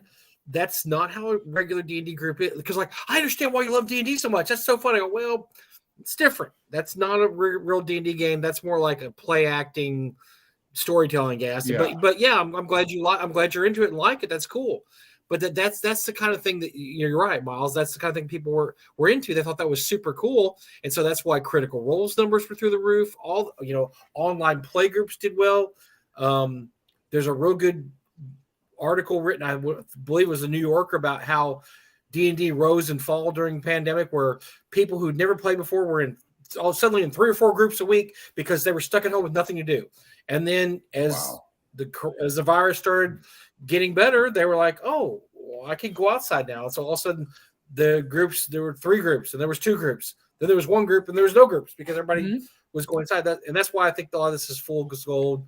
They think that everybody's going to do VTT and be online. I just like Eric makes a good point of this when he says he can't base his ratings on what he's done the last month because his ratings the last month have been ridiculous. They've been insane. It's through the roof, baby. Mm-hmm. Let's all go buy new cars because Eric's doing so good. We're going to have 50,000 subscriptions pretty soon. Well, Eric is smarter than that. He knows that's not true. I'll put it this way. Last 28 days, 111, almost 112,000 views, which is 96.4 more views than usual in a 28-day period.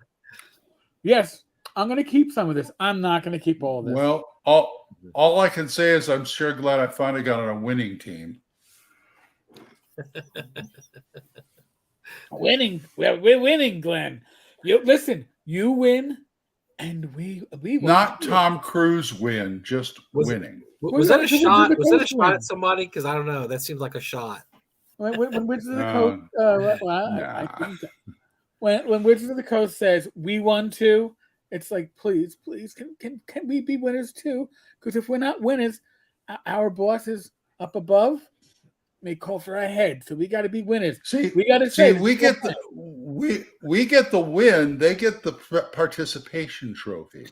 Well, they've already thrown out the gauntlet too, because during their November meeting, they stated 50% rise in profits for the next 3 years. That's pretty ballsy, man. 50. So if that's your standard, that's tough to live up to. Now they're banking on the fact that yes, next year, 2024 is the 50th anniversary of D&D. It's going to get lots of airplay. It's going to get lots of coverage.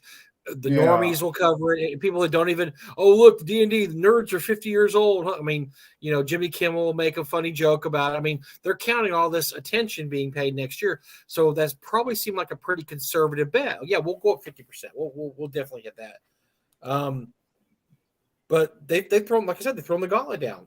What if they don't do that?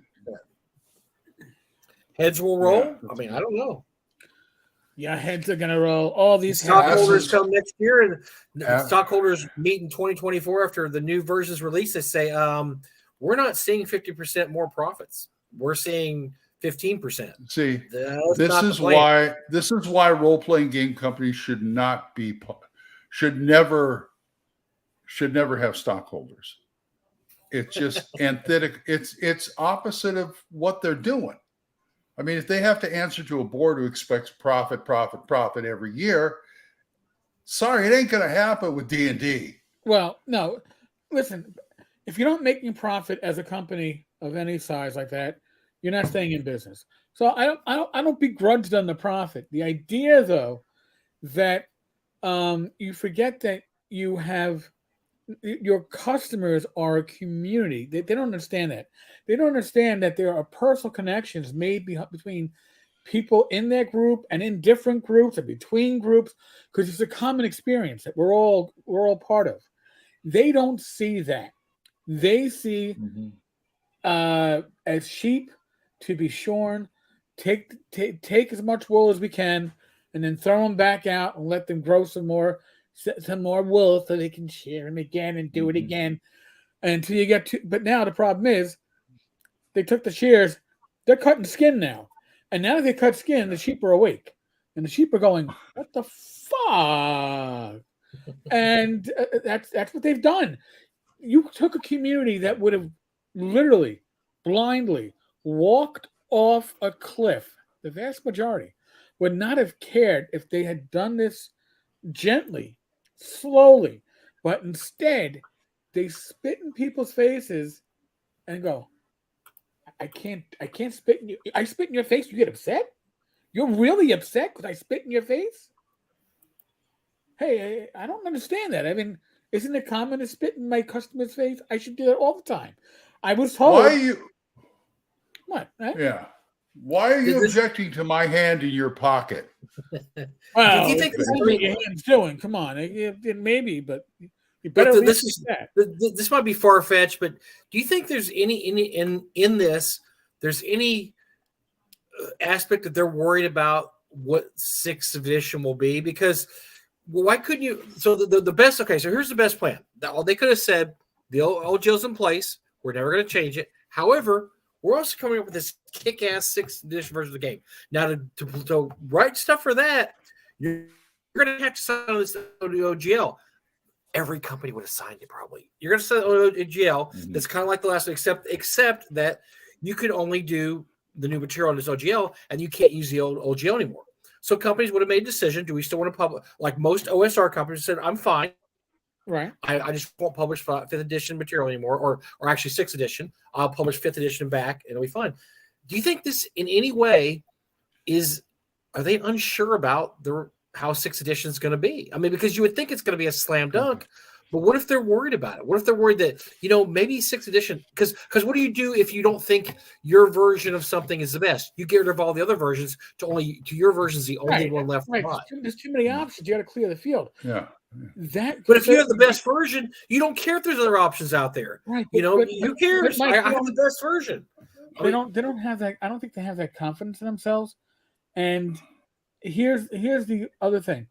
You would think at this point, all right, I'm just going to talk from general experience. What works best, the carrot or the stick, right? If you gave people a carrot to come in to 1.1, 1.2, 2.0, whatever the fuck we're going to call this new license, all right? And you say, hey, because it's not, this is what we all thought it was going to be the deal.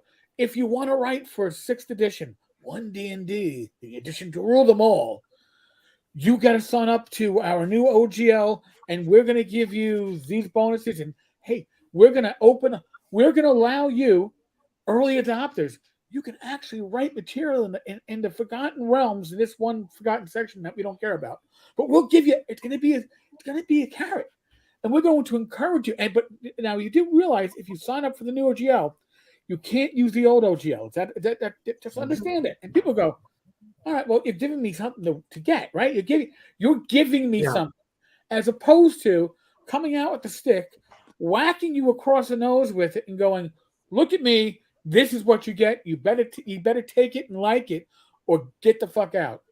Well, when that's the way you approach it, when you approach it as my way or the highway, most people go, fuck you. Because that's just human nature. I don't understand why they didn't use the carrot. Not using the carrot means that they're arrogant and they're full of themselves, and they don't understand that by co-opting peacefully, by willingly their opposition to be within their circle, and it's like that would have you wouldn't have this backlash. But they came out with a stick and spit in your face and said, you got a problem. So think about this, Eric. So a lot of times, hold that thought for a moment. What? Doc, good idea. I don't think I could do an hour, but maybe a half hour. Jury's still out. Thank you. I just wanted an hour. You can do an hour. I can't type on here. So okay.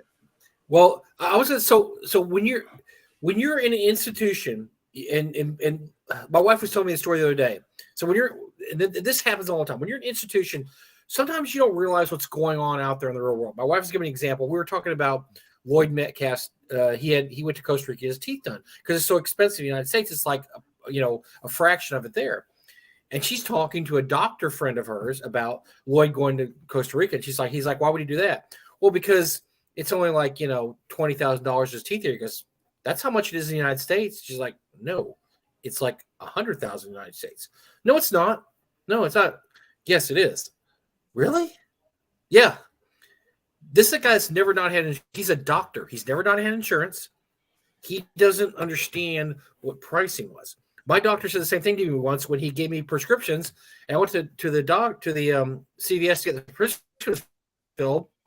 Prescriptions are like $300, $500 a piece. And so I was like, I can't get these pills. Did you take the pills I gave you last time? No, they're $500 a piece. Really? Yeah.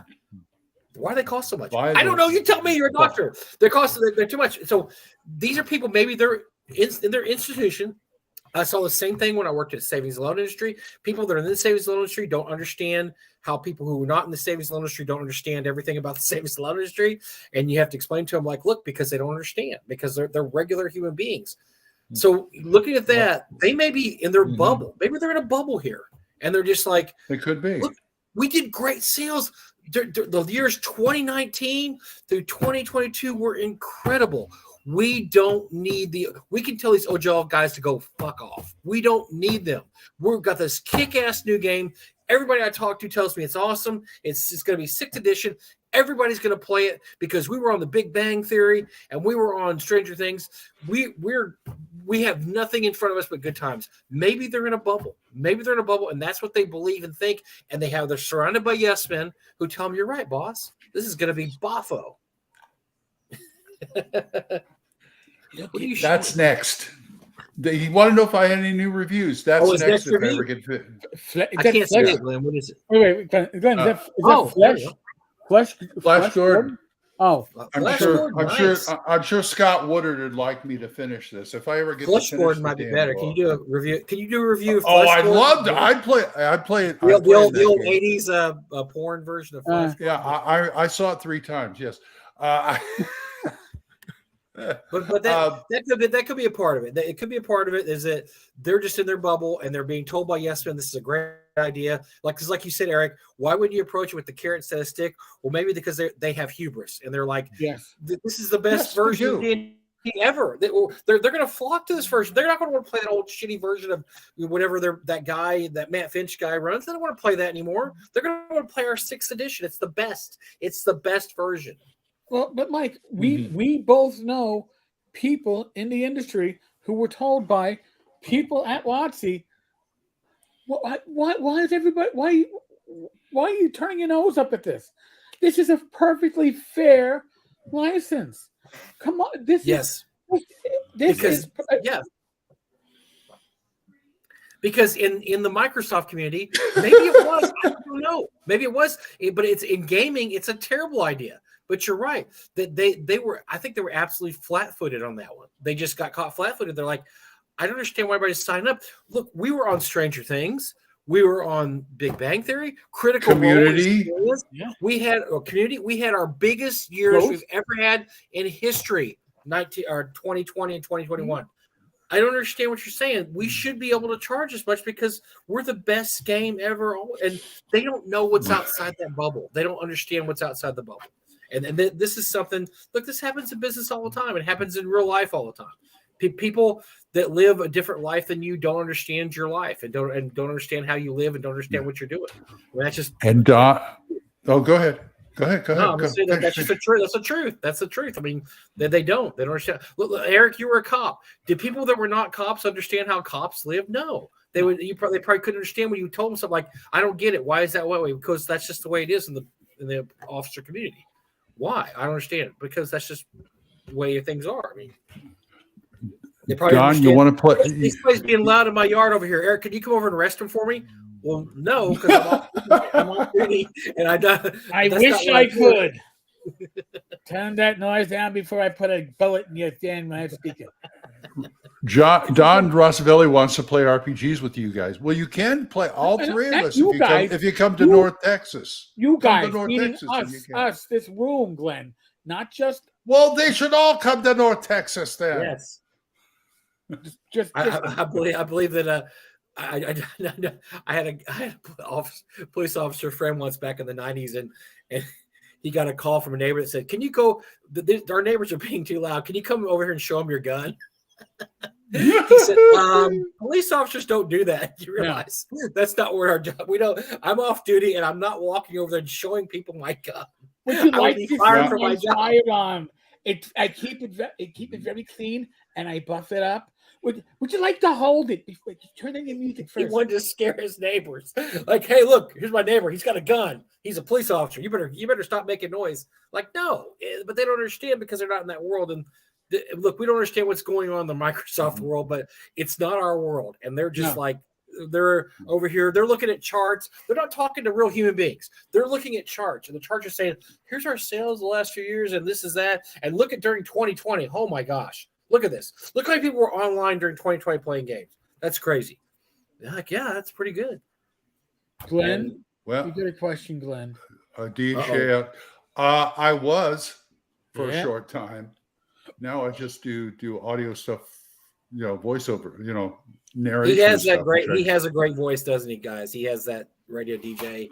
Yeah. Voice down. What bugs me is everybody loves my voice, but I can't hear it. I mean, I can hear it, but it's like 9 times out of 10, I talk like this.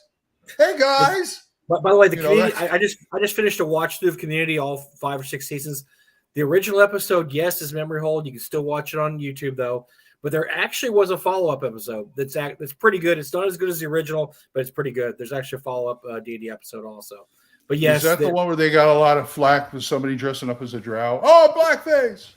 This is how dumb it is. So, if you ever seen Community, one of the characters, Chang's an idiot. He's an absolute idiot, played by Kim Jeong, the really funny comedian. And he's an idiot. He's just an absolute idiot. So he comes to the session, and they're like, nobody's dressed like their character except him. He's dressed like his character. And then he dies. The first thing they run into, he dies. So they go, okay, you have to leave. And so he walks. He's like, what? Because I put all this time to putting all this makeup on. Sorry, your character's dead. So it wasn't bad. And it's just, oh my God, he's in blackface. And the whole point was making fun of him because he's an idiot. He's an idiot character. And they're all just like, that's offensive. I mean, there's black people in the group going, that's offensive, Chang. He's like, oh, what? I'm just dressed up like my character. Well, nobody dressed like their character, Chang. It's just you. But it's well worth watching. It's on YouTube, so go watch it.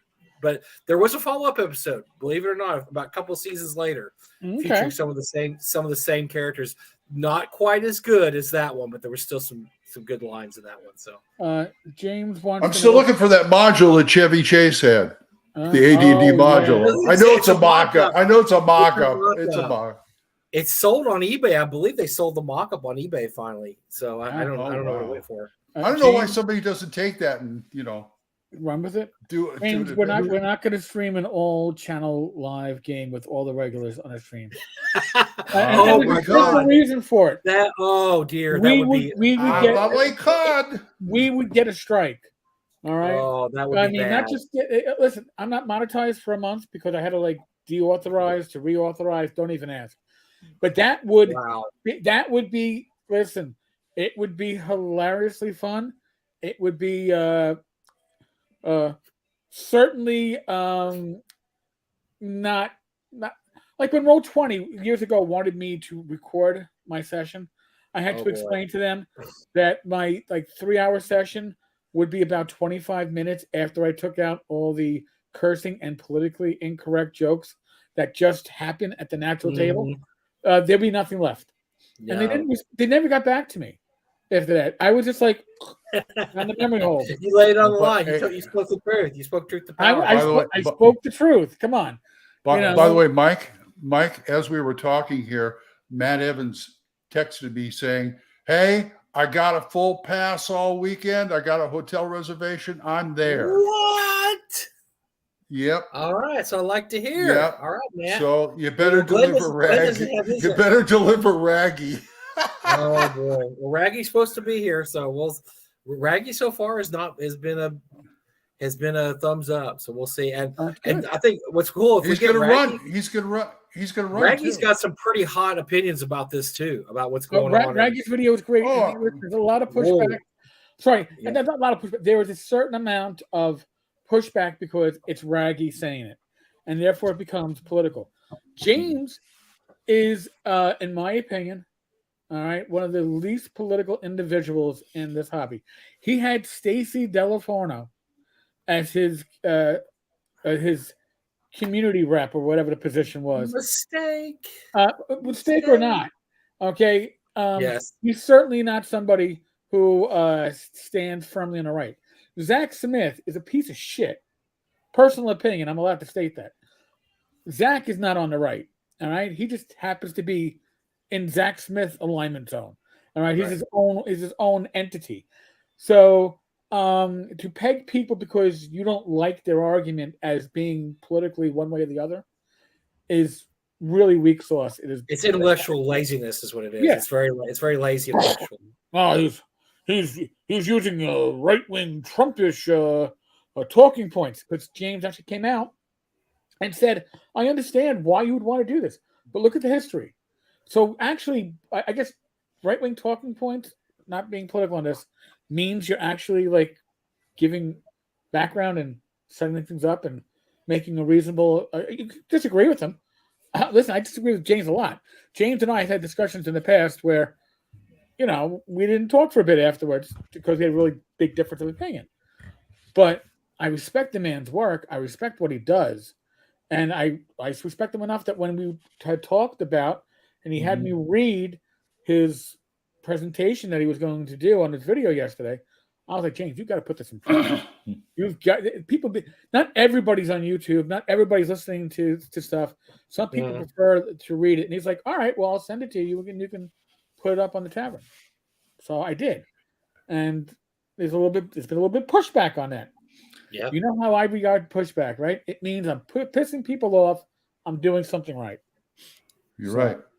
You got to get out of your wheelhouse do. once in a while. Look, it's not good to keep hearing, and that's what I think is really sad about the last few years, because politics have taken such a huge chunk out of our social discourse, is that you don't listen. People are in their own little comfort zones where their own bubbles, like we talked before, where they don't hear anybody else. They don't hear other ideas, and it's good to hear other ideas, because that's what leads you to look. If you believe something strongly, you should hear opposition to that, so you can form your own arguments and defenses. Like, okay, what if somebody asks me this? Oh, yeah, I better have a defense for that, because I believe it because of why. Why do I believe this? Well, you need to figure out why. You need to see. This is why I don't get into arguments or give opinions, because I do what's in my gut. I'm instinct all the way. And why'd you do that? Because I felt like it. Why? Yeah. Why are you asking? That's me right there. Oh, by the way, just for fun, sometimes I'm gonna. Somebody was. Oh, never mind. Tell us, Glenn. Tell us. No. I had this idea for an audio thing for writing a script of if King of the Hill played D&D. All right. Oh, that'd be hilarious. I'd love to do all the voices. I'd have Bobby be the DM, and stuff like, wait a minute, I got a talking sword. Is that even possible? That kind of thing. It'd be fun. Son, this is not right. The more ain't right. The more you're right over the target. Yeah. I always tell everybody, Glenn, if the bet, if it ever comes out of conversation, what's the best show about actually living in Texas? I always tell them King of the Hill. That forget about Dallas, forget about whatever. King of the Hill is the most representative of what actually goes on in Texas than any show I've ever seen. I remember somebody because the guy's from Texas. He's from Arlen. He's from Garland. He was from Garland, Texas, which is a stand-in for Arlen, Texas. So yes, it's written by the guy from Texas. So yes. Yeah, I saw an article where they claimed that Hank Hill was the smartest, most sensible guy on TV. Well, I mean, but all the stuff that the stuff they talk about the show, I'm laughing a lot of times because it hits so close to home. Because I'm like, yeah, that's pretty much what it's like to be in Texas. I just like the way I like the way they write. They do like a sitcom plot, but it doesn't resolve as a sitcom plot, but it's resolved very naturally. None of it is a full win, but you do get something of a win on the stories. It may be this way, but this happened. I like that. It's very natural and it just feels right. Yes, I sell propane and propane accessories. And Hank Hill's the guy you want for your next door neighbor, right? I mean, you might not agree. You probably wouldn't agree with everything he said, and there'd be arguments, but he's exactly the guy you want to live next door to you. Damn it, Dale, shut up. No, I want Boomhauer's the other side. Wow. We're coming up in nearly 2.5 hours. Dang thing old thing there. Again, we're coming up on nearly 2.5 hours. Jeez. We broke the record. It feels like we just started, but you know what? I still have to do things like probably make late night dinner for me and the late. There's 62 people watching right now. You're gonna tell those 62 people to go F. Hey, listen, 60, 60, everybody. I love you. I love you all platonically. Just so it's clear. Look, we want to make anything like a little strange, and don't want to hear anything taken out of context. Look, it's 62 people versus my bladder. What do you think's going to win? My money's on the bladder. Are they sitting on your bladder? The 60 people are sitting on your bladder. Then you might have to. Yeah. So, all right. So before we sign out, quick things. Tomorrow night, 8 p.m. Eastern, my wife, Rach, and myself, we do Gamers Health, which is pretty much just a hangout with people in the community, and we talk about our trials and tribulations for our health and our mental health, our emotional health. we take feedback from you all. It's a really good conversation. It starts around 8, usually lasts about 9:30. I will not be trying to horn in on that like I try to horn in on everything else these days. I might try and horn in I on will that. let them have their. You can They horn do a in. good You can job. always, listen. I've shared a room with Michael, so They do a great job on that shared show. It's a fun show to watch. So yes, I won't be bothering them on that show. I might be horning in on it just for shits and giggles. For shits and giggles. Next Wednesday, Mike, do we have a guest for next Wednesday?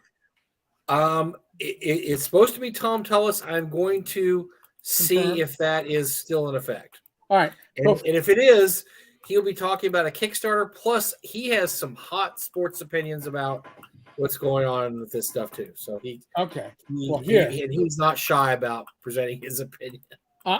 So I'm going to double check with him this week. I'll make sure that he knows he's still supposed to come on. Okay. And we'll see how that works. Well, we're going to take I'm going to tell you right now, at this exact moment, we have 2,482 subscribers to this channel, which means between now and Wednesday, we're like 99.9% sure that we're going to hit 2,500. We hit 2,500. Wow. I got $250 in drive-through RPG gift certificate money that's going to be going out to. You stole my money again. You got to be in the live stream. You got to be in a live stream. I believe Mike said he might send out like a goodie box from. I have a goodie bag from Frog God, and we might be one from North Texas too. So next Wednesday, 8 p.m., special guest or not, we're gonna have a good show, and we're gonna have free shit. Just so everybody knows, Jen Glazer is ineligible to win any prizes.